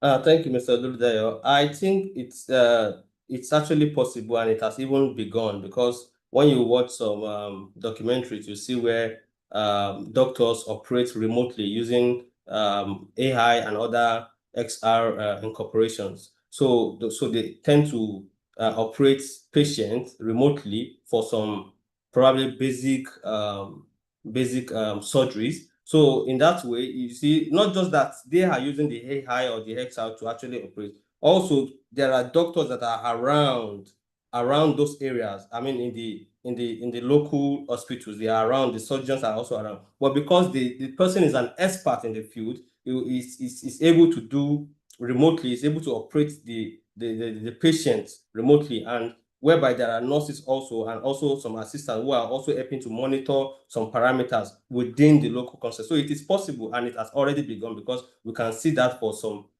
basic and specialized procedures that are being taken care of right now. Thank you. All right, wonderful. Thank you very much. Over to you, Mr. Daryl. Thank you, Dr. Shola, for that vast insight and taking us through a journey into the genomics and what happens in SG and also in the lab. Thank you, Ludayo, once again for the questions, follow-up questions. I think Grace is currently back. Grace, are you back, confirmed? Okay. Yes, I'm back. And yes, Okay. many Okay. thanks to Dr. Shola for that Okay, insightful talk. Okay, thank you, Grace. So let me go straight to your question. I think Oludayo, kindly help me check the chat. I think we have a couple of questions from the audience. So that will just follow up after the questions from Grace. So Grace, Sorry, please say that again, sir. there are some questions from the comment section to some of the panelists. Yeah, so I just wanted to follow up on that. Yeah. So Grace, based on your experience in SR and genomic science, we would like to ask, what makes SR such a powerful tool for learning things like genomics? To put in context, so this hackathon is leveraging XR and AI to relearn how DNA is being experienced, right? So how do we marry the two, SR, AI, genomics, and makes it a powerful learning tool? Yeah, can I confirm that you can hear me? Yes, we can, please. Go ahead. Yes, thank you, Dio. So one of the biggest advantages of XR, and by XR, if I could just recap what Judith just mentioned, when we mention XR, we are looking at virtual reality, where people get fully immersed in a closed environment, totally simulated by a computer. Then we do have mixed reality, where we have a bit of both, the digital elements in a physical environment, and then we also do have augmented reality, where we do have digital elements put within our real world. So, and each of those types of technologies in terms of XR bring their own advantages. But one of the biggest advantage that I think all the XR technologies bring to genomics is the power of collaboration. For most of you who have done, I don't know, bioinformatics analysis, being able to call on SNPs, and those are single nucleotide polymorphisms, you notice that in the end, even when you want to annotate the SNPs to, like, let's say a database, when you're trying to find out, sorry, let me not speak so much genomics, but when you want to find out the importance of a mutation, most of the times you'd have to look at it from another database. So sometimes you you want to get all your colleagues within the same environment and be able to look at those different SNPs, be able to understand where they're all coming from. So the power of collaboration, we've had different technologies that can be able to do that. For example, Chimera X, which is mostly a proteomic kind of technology that allows two scientists to get into the same environment, just like you would for Zoom. But this time it's in a virtual environment. You all get into the same environment and you're able to manipulate and look at the same protein structure. So that is one of the importances or the power that XR can bring to genomics and proteomics. The other thing which I really find so interesting and very powerful, I think I did see a video of some of the scientists at SGID manipulating all these super expensive computers or super expensive machines. So those machines they're really expensive. And sometimes if you want to bring an intern, you don't want to bring an intern to manipulate very expensive equipment without them having the right skill. So, and we all know that being in Africa, we have very limited resources. So we do not want to keep on wasting, because we know that with learning, you need to keep on repeating and repeating and repeating until you finally get the skill. So the importance of VR, or should I say XR in general, is that it gives you the ability to repeat something multiple times without creating wastage, without also harming yourself.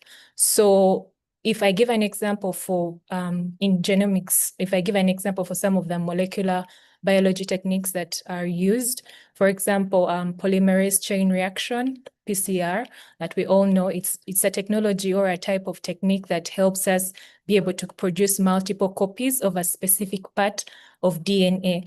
Now, for someone who has never done it before, because this equipment is not found everywhere, it may be a little bit intimidating to just throw them there to start doing that experiment.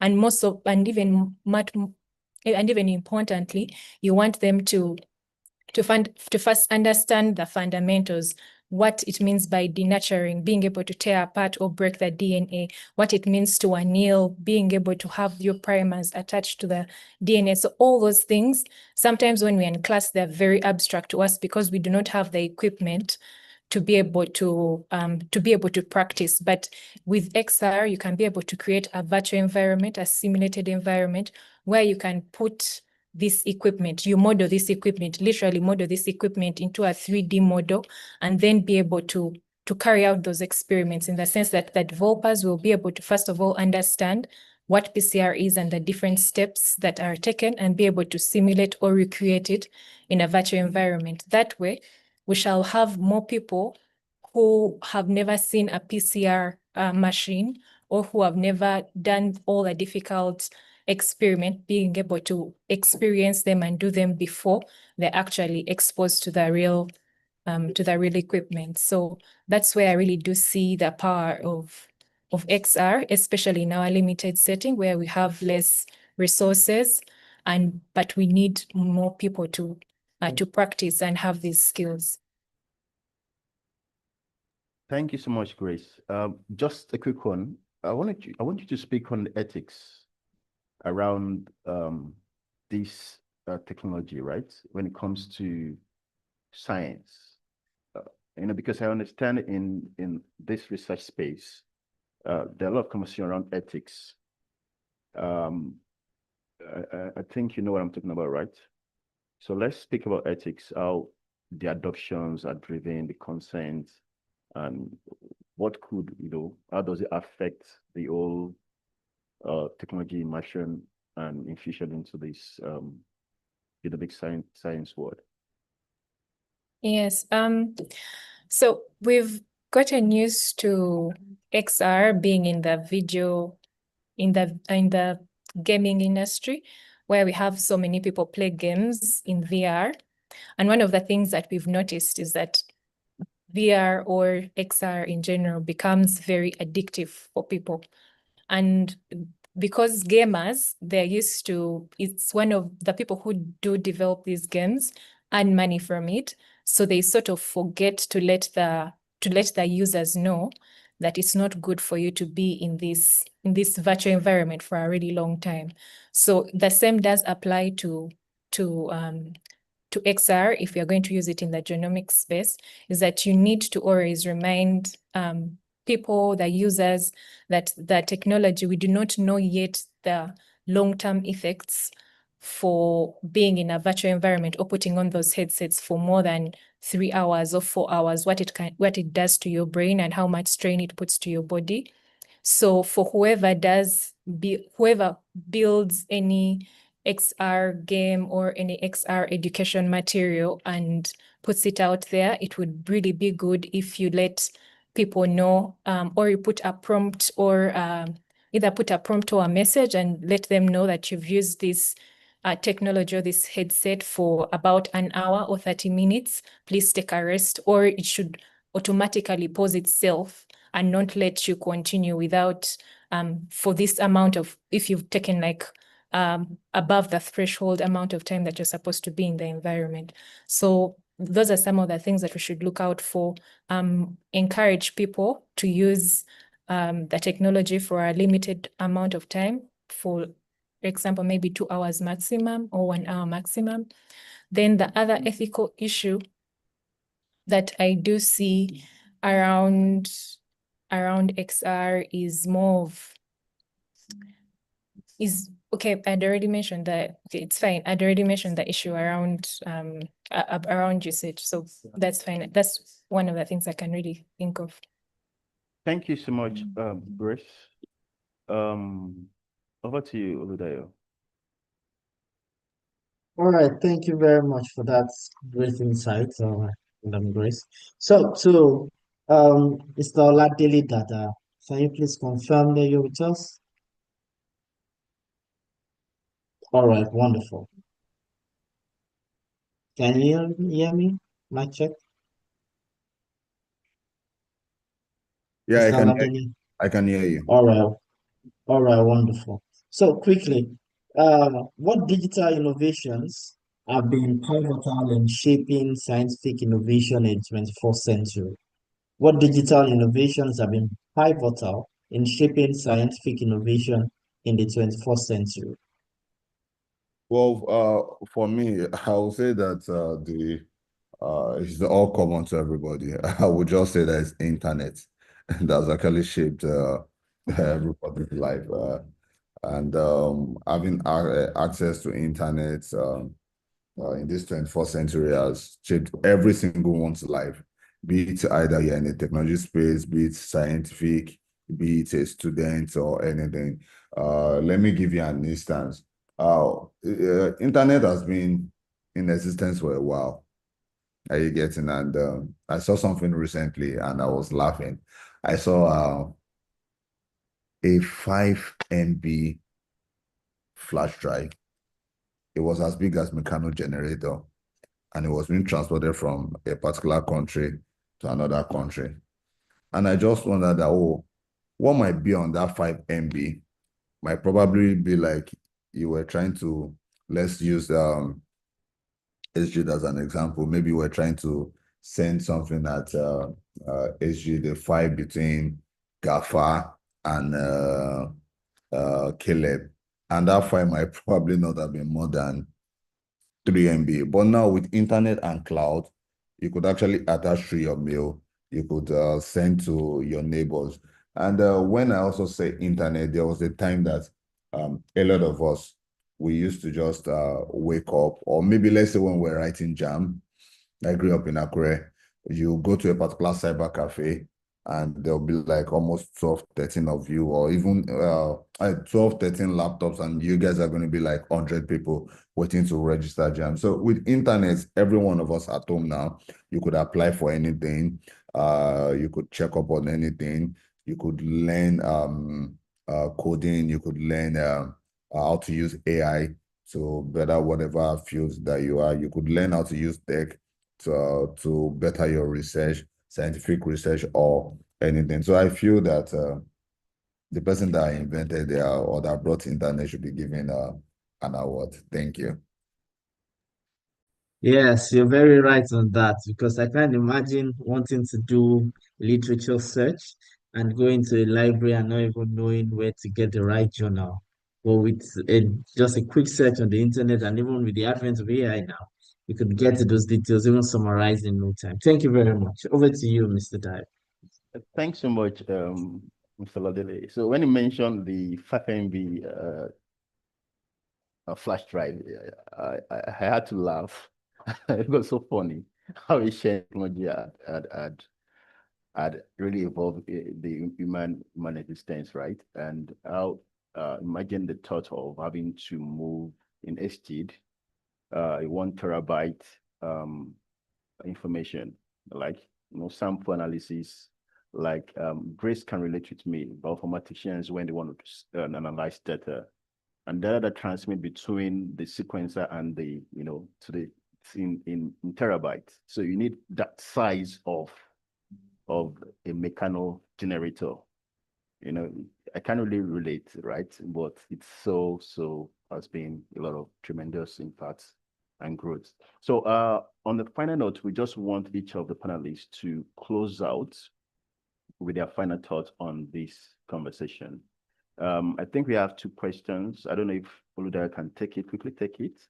On the chat from the audience. Then after those 2 questions, I think one is to Olamide Afolabi and the other is to Adeyinka Mufulami. So we quickly take those 2 questions, then we wrap up on the final thoughts from each of the panelists. Over to you, Oludayo. All right, thank you very much. I think one of the questions was, what is an equity fund? And that was referred to Mrs. Adeyinka.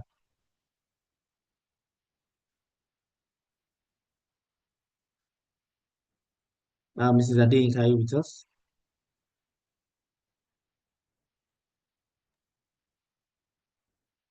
Gafa Kelepenya assist gets Mr. Adeyinka. Okay. So let's Okay, let's move on to Mr. Olamide Afolabi. Question was directed towards you. What is the selection criteria for POC? Okay, so basically the way machine learning works today is you take a chunk of your data sets and you run your test on it. Essentially, that's exactly how POC works. When you are running a business, it is expected that you do a business model, you draw out the business model. So there's this thing called business model canvas, where you look at everything, you're able to build out a model for your business. And you are able to identify your customers, their demography, the kind of people you are targeting. So you take a subset of that. YC will recommend 100 on a fintech, but for a clinical inclined product, you will know best what a proof of concept criteria will be. But the general idea for a proof of concept is you being able to segment a segment of your business and run a test for you to be able to know that, yes, this thing truly works. And one of the things that you look out for when conducting a pilot study are the things that can make you say, oh, this thing is successful. So for a fintech like where I am now, when someone tap a card, does it behave the way it's supposed to behave? What is the experience with the customer? Was it quicker than what they were used to? The problem that we are planning to solve, were you able to solve that problem with it? And what is the general feeling of your customer after using the solution? Do they feel better? Do they feel more stressed? So those are the things that you take as feedback and you use it to improve your business before you say that you are ready for a full-scale rollout. So for clinical product, I'm sure it's going to be a bit different, but yes, that's the general idea. All right, wonderful. Thank you very much. Still for Mr. Olamide Afolabi. Another question. What are the things to look out for when conducting a pilot study? Oh, yes, I tried to combine the two together when I was answering the first one. Yeah. So where I was saying that for fintech, for example, you need to draw out the criteria. So in payments, I'll look at it and say that the problem I'm trying to solve in my own business, for example, is making it possible for everybody to pay digitally. I realize that in Nigeria today, everybody that's trying to make digital payments always have a mental finger crossed, thinking it may go, it may not go. And these are as a result of many reasons. It could be that the payment processor is bad, it may be so many things. Meanwhile, when you are trying to pay with cash, the only thing you worry about is change. And that's why cash is very reliable. So for me, when I'm building my business, I'm looking at how do I make a digital payment system very reliable? And that's the problem I'm solving. So when I take a POC of 100 people, what I look out for is this payment system, does it work 99.9% of the time? What are the things that are causing failure in the other systems? Have I solved for it? And am I so sure and certain that those things are solved for? Those are the criteria for my POC. Then, what is the general experience of the customer when I was done with it? Do they feel more stressed, or do they feel that this is the best thing in sliced bread? What do they have that feeling? So if I can't work out without experience with my customer, even though my product has worked, because it doesn't make my customer feel better, I mean, that means there's something that I need to solve for. So those are the things that you need to watch out for when conducting a pilot study. All right, thank you very much. Thank you very much. Yeah, The- I would like Go to ahead. add to that, but with an aspect of health. So in our field, so I've been at the interface of health and technology for the past 5 years. And for us, what we majorly do, if you want to carry out a pilot study, you want to have a diverse group of people. That means that you want to have young people amongst your cohort of people that you're testing with. You want to have elderly people, old people. This helps you be able to get to understand the experience of what a young person feels when they experience your XR product, and then also what an old person feels when they experience your old product. We all do know that old people, and okay, no, let me not generalize, but most of the old people, they're not so tech savvy. So when you're building your product, you want to be able to receive feedback from also elderly people so that you know how best to tailor your product to the diverse group of people. Yeah, so you need the diversity to be in terms of age, to be in terms of background, so that you're able to receive constructive feedback. Thank you. All right, thank you very much for that answer. Do we have Madam Adeyinka now? Apparently, she's unavailable to answer right now. It's not a big question. I think sorry, let me assist her. The person asked about equity, if I'm right. Yes, equity funding. What is equity funding? Okay, equity funding is just, let me use just like Olamide said, or someone, you have a loaf of bread, and someone is trying to buy a particular shares in your company. So the particular person, or trying to invest in your company, the person might take, or maybe like a slice or 2 slices of bread, and says that it's giving you in exchange for money.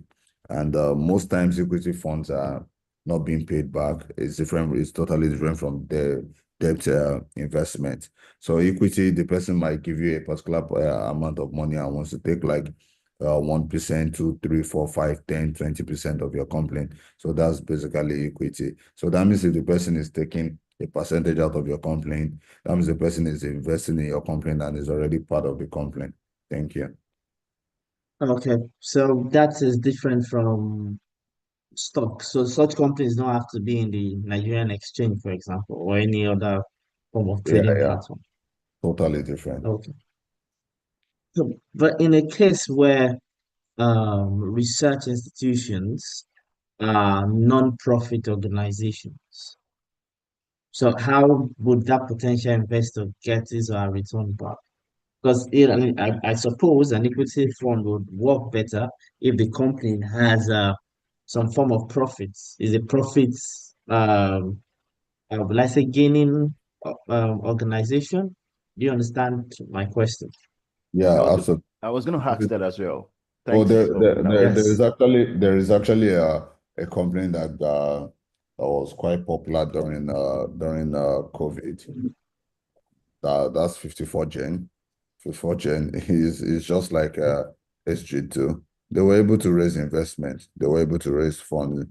People don't, and I'm sure that organizations elsewise, one way or the other, a lot of them actually also have products that people can pay for. I'm sure that maybe one day SG would also have maybe like sell a test kit for Ebola or test kit for COVID, and basically you could make money from that. So your investors might basically not even give you money for whatever you are doing. They might probably be giving money for those kits that you're selling. So, and that's how you make money from it, and that's how your investors to make money from that. Thank you. Oh, okay. Okay, interesting. So we have to get to a point where we are profitable or have a product to sell, so to Yeah, speak. you need to have a product to sell. Interesting. How Also, about to you, grants all over. Oh, okay. Because most of our funding comes from grants, yeah. and they are not expecting some form of monetary feedback. So over to you, Mr. Olamide Afolabi. Yeah. Oh, yeah. Okay. Okay. Okay. Sorry. So go ahead, please. Go ahead, please. I was just going to add to the contribute to the equity thing.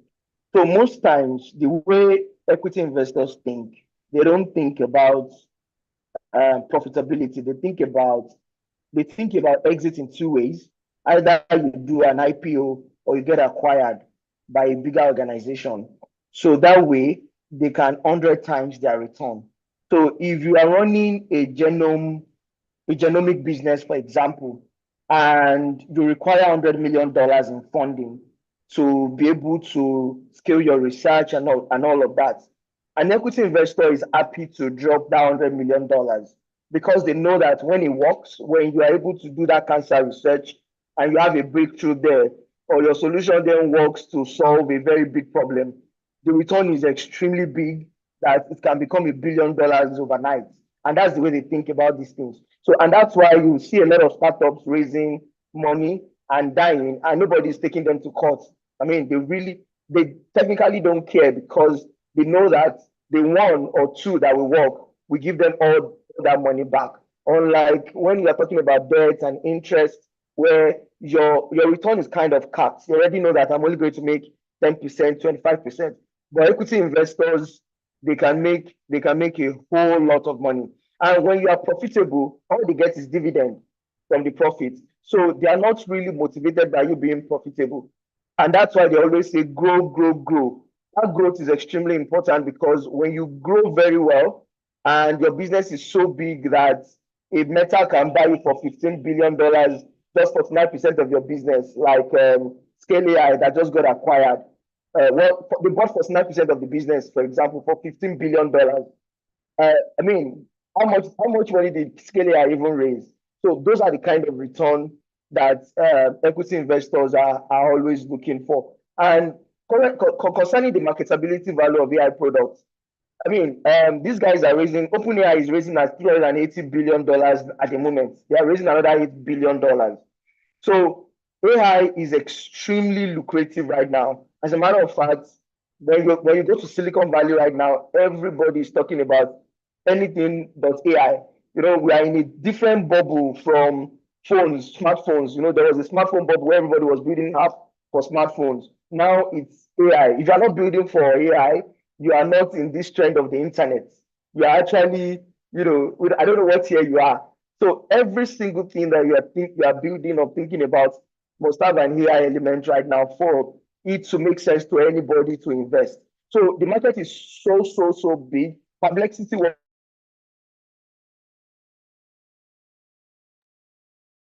think Mr. Olamide Afolabi Yeah. has broken up. Mm-hmm. So before we have him back, can we have Madam Grace? Please give us your rounding of thoughts. Thank you very much. Yeah, I just wanted to say that to the hackers out there, please do give it your very best. Give your ideas your very best as you try to bring them to life in XR. I also just want to remind you that XR is an experience, so you need to make it fun while you're achieving the goal of learning.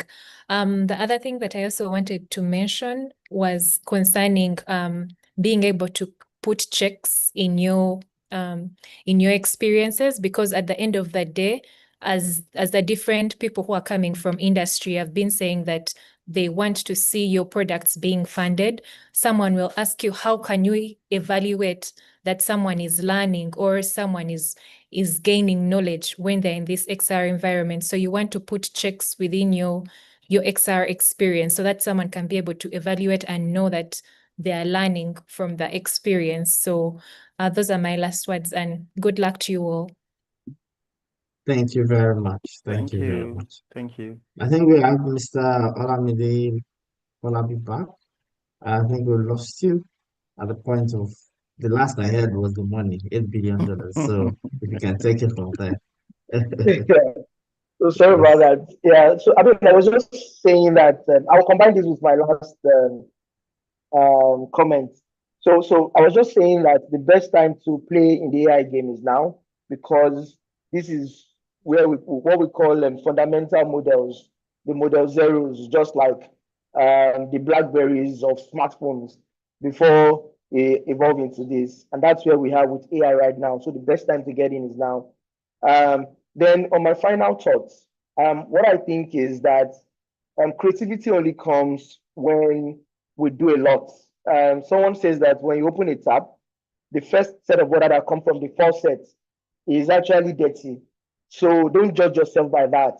But when you let the tap runs, then the clean water will come out. So it's the same thing when it comes about creativity. It's the same thing with creativity. You can't not turn on the water because you want clean waters to come out. You have to build, build, build. A lot of us look back at From the our, light we always one. look back at our, sorry? Sorry about that. Go ahead. Okay, sorry. So a lot of us will always look back at the code we wrote 10 years ago or 15 years ago, and we'll be like, oh, I can't believe that I did that. That's so amateur. That's so bad. But today, a lot of things have. So the same thing when it comes about creativity. You need to build. You need to develop. You need to be obsessed with solving problems, and you need to be able to then take the problem and tie it to the needs of the customer, because they're going.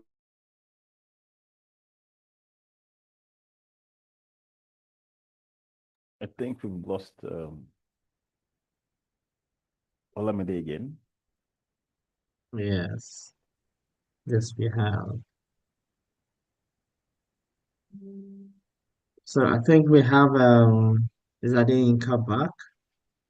Maybe a question for you, and then give us your rounding of thoughts. And that question will be, what role should banks and governments play in helping ideas grow in terms of funding? What role should banks and government play in helping different ideas in building AI and in terms of genomics and research help them grow? Thank you. Right. Thank you. Good afternoon once again, everyone. Apologies for the short break in transmission. Okay, so government and banks have a lot of roles to play. For example, we have a lot of ministries. Government can start from making grants available. Currently, we know that banks contribute to the items like TED funds. Some of these funds can be made available to encourage from Alamide was so excited that a university is already doing a hackathon. And I strongly believe that it shouldn't even start from university. It can start from as far back as the secondary school, primary school, just the way we know the way we introduce sex education to children in age-appropriate ways. So if we begin to make, government begins to make some of these grants from some of these monies that are contributed available from the TED Fund, from Laseni or NOTAP, available so that some of these funding gaps that research has currently can be filled. Local governments too, on the local government levels can also participate, right, at their own level. Policies are also important for from government angle to ensure that there's participation. So, for example, companies do CSR. Today, who is to say that policies cannot come out and say the percentage of a CSR goes to research? I was reading a news the other day, and it was talking about how if fibroid was exclusive to the white women, there would have been a cure today. Because it affects mostly Black women. The funding to the cure for the fibroid is not being looked into. So if there are policies that are relevant to say, okay, every money that comes from your profit beyond tax also goes to some of these fundings in research, there will be much better output, I believe, from our research. And of course, leveraging industry partnership with R&Ds, CSR, like I said, joint research agreements, pitch. Today, GTEx goes around African countries, and GTEx should not just speak to technology and the fun tech. You should also speak to health tech, and the health tech should not just be having an app. It should be health tech that solves real problems. Crowdfunding was a thing in the past that people use in agri. Although they use it to scam some people, but it can also be some of the things that banks can come into to see how they can use it to help get funding for the research industry, right? And then of course advocation. There's advocation from all levels, from the government level, from the bank level, education of policymakers on the like we said. Just to reiterate, like I said earlier before, scientists need to help us to debunk or demystify so that there can be understanding of what they do, and then of course much more funding can come into, and then where banks can come in. So for example, for today, because of the perceived risk around our industry, most banks will not want to do any direct lending or funding or anything, and of course because of policies at the other end that limits and stifle what the banks can do. So if policies are made to say, okay, banks, a portion of your funding can also go towards this, we know it's longer term. I mean, nobody opens a bank and wants to close it in 10 or 20 years. We don't want to open banks that would outlive us, and some of these things can help to ensure that there's a lot of cross border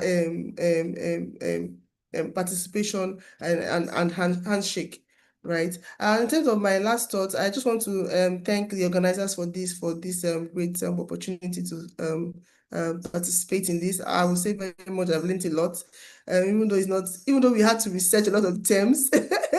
So have some understanding and some relatability. But it's funny how even though it's science, everything still interlinks.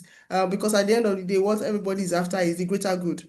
And so even if whether you're in finance, whether you're in transport, whether you are in a tech IT person, everybody's after a greater good, giving a solution to common human problems, making life easier, right, for ourselves, for the next generation. I just want to encourage the participants in the hackathon with this, that don't just look at your solution from a scientific way. Also look at real life problems that you can solve in easy ways that the next person can understand.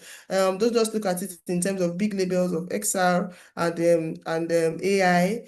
Look at it in terms of what the little boy at the street corner that has malaria can understand. Let me just use that knowledge. And of course, like we've also said, think when you're doing it, think of the business angle, think of scalability, think of reach, and of course, the sky is the starting point. Thank you. Thank you very much for that wonderful insight. I think I, for one, would recommend, just like the TED Fund, the government's opening like a research fund so that certain profits go into research, and similar to what the US government does. And that would bring forth opportunities to researchers such as us, because we do need money and our personal money cannot do the research. So thank you very much. So back to Mr. Olamide Afolabi, you are finalizing your final thoughts. Can we have you now? Oh yes, I mean, I was just saying that people should open their creativity tab. We need to open our creativity tab, and the more creative work that we do out there, the better it gets. So do more, continue building, and make sure that you align your solution to the needs of the customers. Thank you, the organizers, and thank you for having us. Thank you very much. It has indeed been a pleasure. Can we have Mr. Oladele have given us his final thoughts? And then we'll go to Mr. Benga Johnson and then to Dr. Ulushola. Mr. Oladele, are you there? Can we have Mr. Benga Johnson? All right. Please, can you confirm that you can hear me? Yes, please. Yes, loud and clear. All right. So, my final thought might be like an hint for anyone that cares to listen. Yeah. And, you know, like Mrs. Adeyinka mentioned that the creativity aspect of what you know yeah of this program, that is like the very first phase of whatever it is that the ARCAs are trying to achieve, needs to be quite impactful. But I'm going to go into an extended form in the sense that beyond creativity, you also need to look at your approach, because I saw a question from someone, I think Becky. She asked a question about how she could better enhance collaborations with the team. Also referencing what I mentioned around project management tools. Yeah, it's quite very, very important that you ensure that you have a very, very effective collaboration with your team. Beyond just creativity, yeah, you have your idea in check. Ensure that the process of turning your idea into impactful realities, is put in check. Yeah, you don't need to come up with something magnificent. It's just simple. One, communication. Ensure that communication of what exactly it is you're trying to achieve is clear. Ensure that communication between your team, is clear and very effective. Ensure that you put structures in place to help you achieve your goal on time.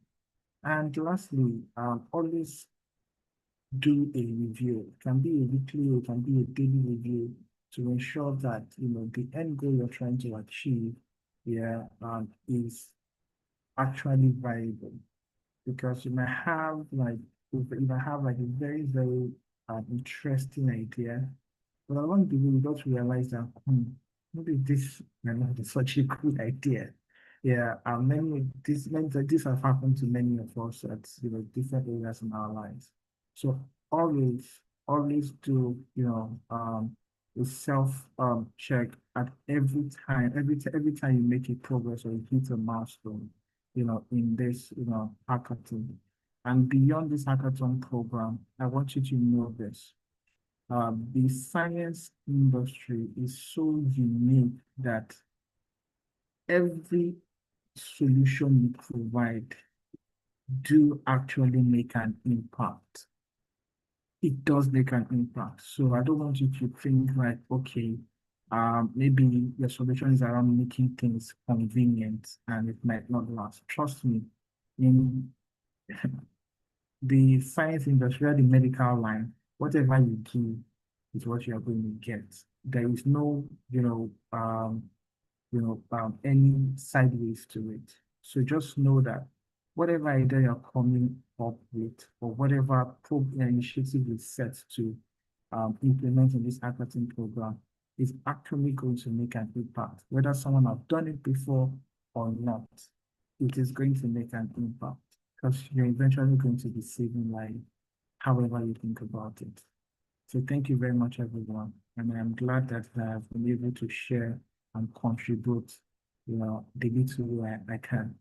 All right. That's Thank it you from very me. much. Thank you very much, Mr. Becky Johnson. Can we have you, Mr. Oladele? Yeah, thank you very much once again.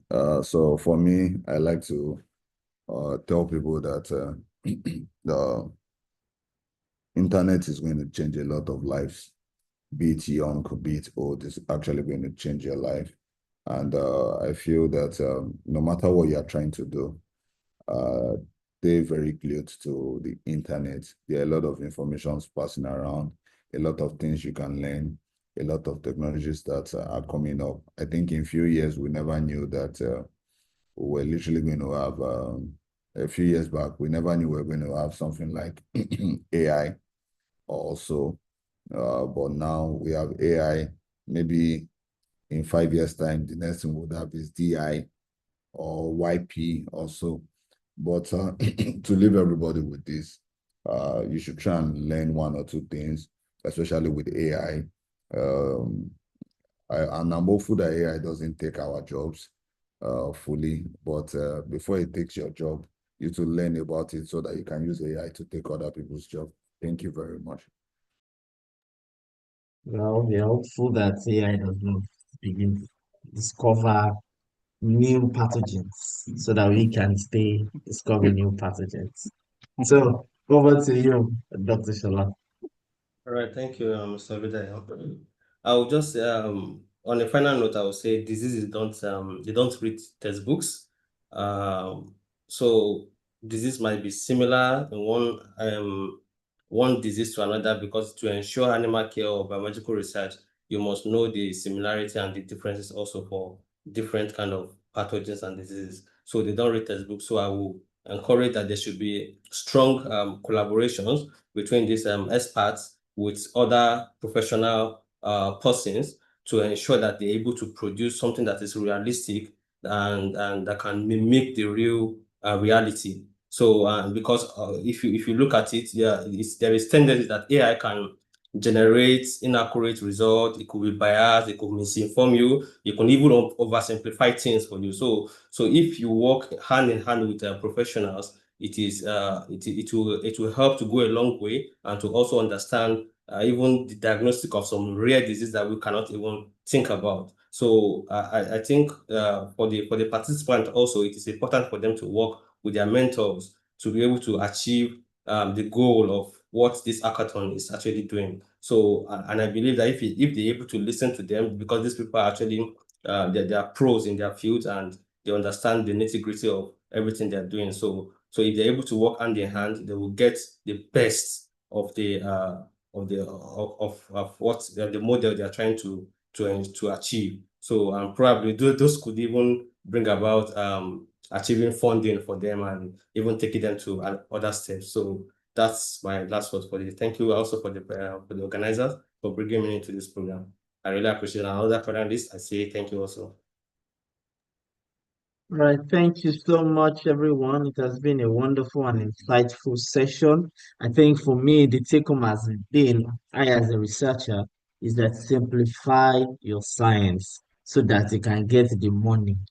Simplify your science so that you can get the money. So, thank you very much, everyone. We're so sorry that we went beyond the time, but we're rounding off now, and we hope that you can join in the subsequent days. I hope you've learned a thing or two, and you can meditate on this and use them in your daily lives. Thank you very much. Over to you, Mr. Dyer. Thank you, Oludayo. Hold on. Hope I'm audible. Yes, but you sound a bit distant from your mic. Okay, what about now? Not so great, but I believe we can hear you. Okay. What about now? If it's better now. Not quite, but please go ahead.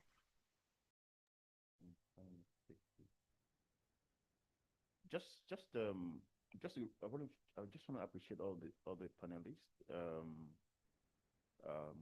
from Dr. Shola, Genga Johnson, Oladile, Dada Adeyinka, Olamida Falabi. Thanks so much for your time. Thanks for accepting to be part of this session, the grand opening of the SRN AI Genomics Hackathon.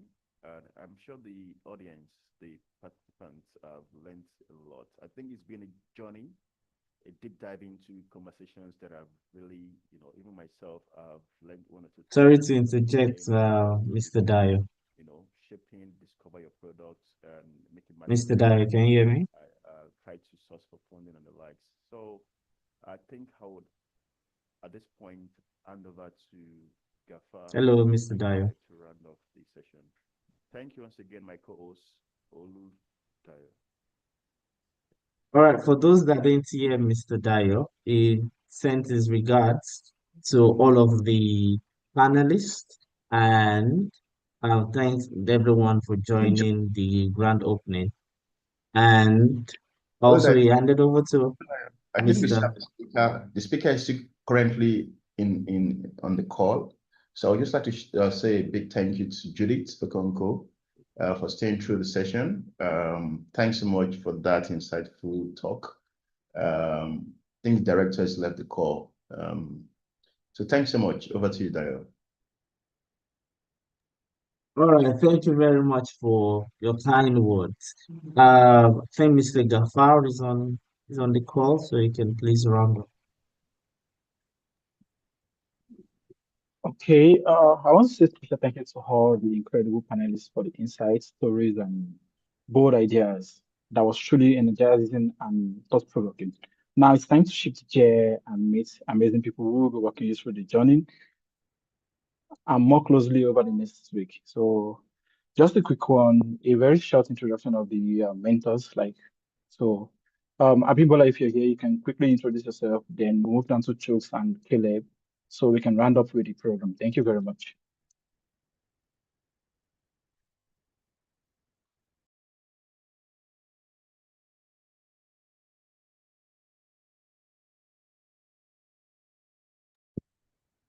Hi everyone, I'm Abimbola. I'm one of the XR mentors for this hackathon. Nice to be here. It's nice to have you all here.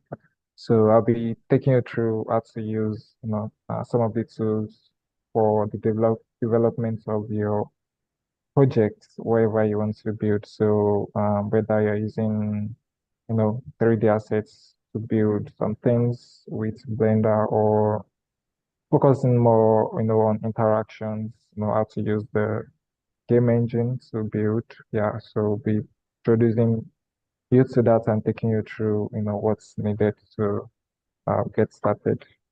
Yeah, thank you very much. Thank you, Abimbola. So go ahead, Chooks. Okay, good afternoon, everyone. My name is Chooks. I'm an XR developer. I'm also a mentor on this XR and AI Genomics hackathon. I'm really excited to see you all here. This is a big opportunity to build, collaborate, and create something meaningful for the betterment of science and technology. Throughout this event, I'll be available to support you, especially if you are working with Unity, VR, or anything XR related. Let's make this experience impactful, innovating, and fun. I'm looking forward to what we all create together. Good luck, and let's start. Thank you, Chooks. So over to you, Caleb. All right, thank you very much. Thank you for waiting this long. Apologies for taking so long. So I'm Caleb, the IT officer at IGH. So I'm more like a generalist regarding the programming side, the IT side, the AI side. So I'll be providing support on the IT, the AI, and also the programming aspect. I'm looking forward to see you guys. Thank you. Another person, I think we have Isaiah, the communication scientist. Go ahead, please. Isaiah. Good afternoon, everyone. My name is Isaiah Christopher. So I handle the physics science foundation. Everything probably is seen online through our socials. I handle that, and I will be also be available to assist the team in any way of communication. We have the project, and we'll be talking more about like presenting your work. Yeah, that's what also, when the panelists were talking, they mentioned scientists that are very used to communicating in jargons. Yeah, we really like to like use big words like genome sequencing and everything. But yeah, I'm here to help you to make sure that the information is not only for scientists, but for the general public. Your ideas are communicable. You get to like tell a 12-year-old what your idea is all about, and the 12-year-old can relate to it and understand it very well. So that's what I do. I work with science communication. So I'm a scientist before I became an educator. So I know a lot about science too as well, and I do a bit of tech too. So I'm always available and welcome to help the hackers to achieve their goals. Thank you. Nice meeting you, and look forward to a good partnership. Thank you, Isaiah. I think we also have Dr. Shiji on the call. Gafar, can you confirm? Yes, yes, we have him on the call. So, Dr. Shiju, the floor is yours. Thank you very much. Yeah. Hi, everyone. I am Shiju Wala Yotunde.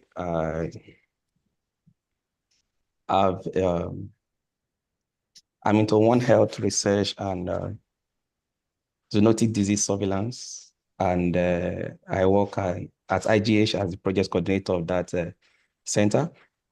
So if you have any clarification that you need concerning knowledge of genomics or to impute in what you are designing as a group, I'll be here to guide you through, to lead you, though I may not be able to teach you some of the XR stuff, but I can guide you on the principles that governs genomics research. Thank you very much. Thank you, Right. Dr. Shiji. Any other person? So apparently, when you come on board and when the program starts fully, you will get to meet other mentors that will be putting you through the program. So just to wrap things up, let's not forget the lesson from recent years. COVID-19 showed us how quickly the world can change, but it also exposed deep gaps, not just in healthcare infrastructure, but in education. Access and numbers of trained minds weren't ready to fight back. We saw shortage of medical practitioners. We saw communities unsure of what to do. We also see how lack of awareness could make things worse. This is why this program matters. The hackathon isn't just a cool tech event; it is a call to action. Yeah, because the next breakthrough in public healthcare may not be coming from a lab alone. It comes from someone in this very room building an extra massive simulation that could save life. You're not just a participant; you're part of a new front line. So let's keep building, let's keep learning, and be ready for the future we want to shape. Thank you. So I'm handing over to Caleb to give us the closing remark, and then we'll call it a day. All right, thank you very much, Gafar. Thank you much, everyone, for staying this long. So as we come to an end for this remote section, so I express our sincere gratitude to everyone that stayed this while. So I saw on the chat, someone asked about the team. So right after the remote section, we'll be sharing you each and every one of you in your respective teams. But first and foremost, I would like to thank our sponsors right behind our banner for their generous support in several ways as the backbone of this program success that will be starting. So first of all, IGH, that's the Institute of Genomics and Global Health. Then you have Red Leaf, then EMISI 3D, then Blue Chip Technologies, then Incabal, ISL, Infrafocus, VACC, and Vita Construction, and also there are other sponsors that were not added in this banner. We are very grateful for your support. I want to say thank you. So let's just keep to all the participants, to all the speakers, Mrs. Judith for the wonderful presentation she gave. Thank you all for making this remote section special. So let's keep this energy alive. So we'll be looking forward to the wonderful hackathon event kicking off officially tomorrow. So thank you all for joining. We'd love to see you guys very soon. Thank you.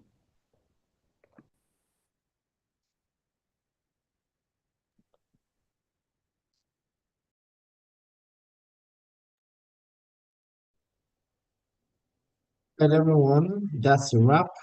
You can contact on the WhatsApp group and ask for the questions, and the hackathon will pick up from tomorrow. The task that everyone will be assigned to will be assigned on the platform as well. You'll be reached out to.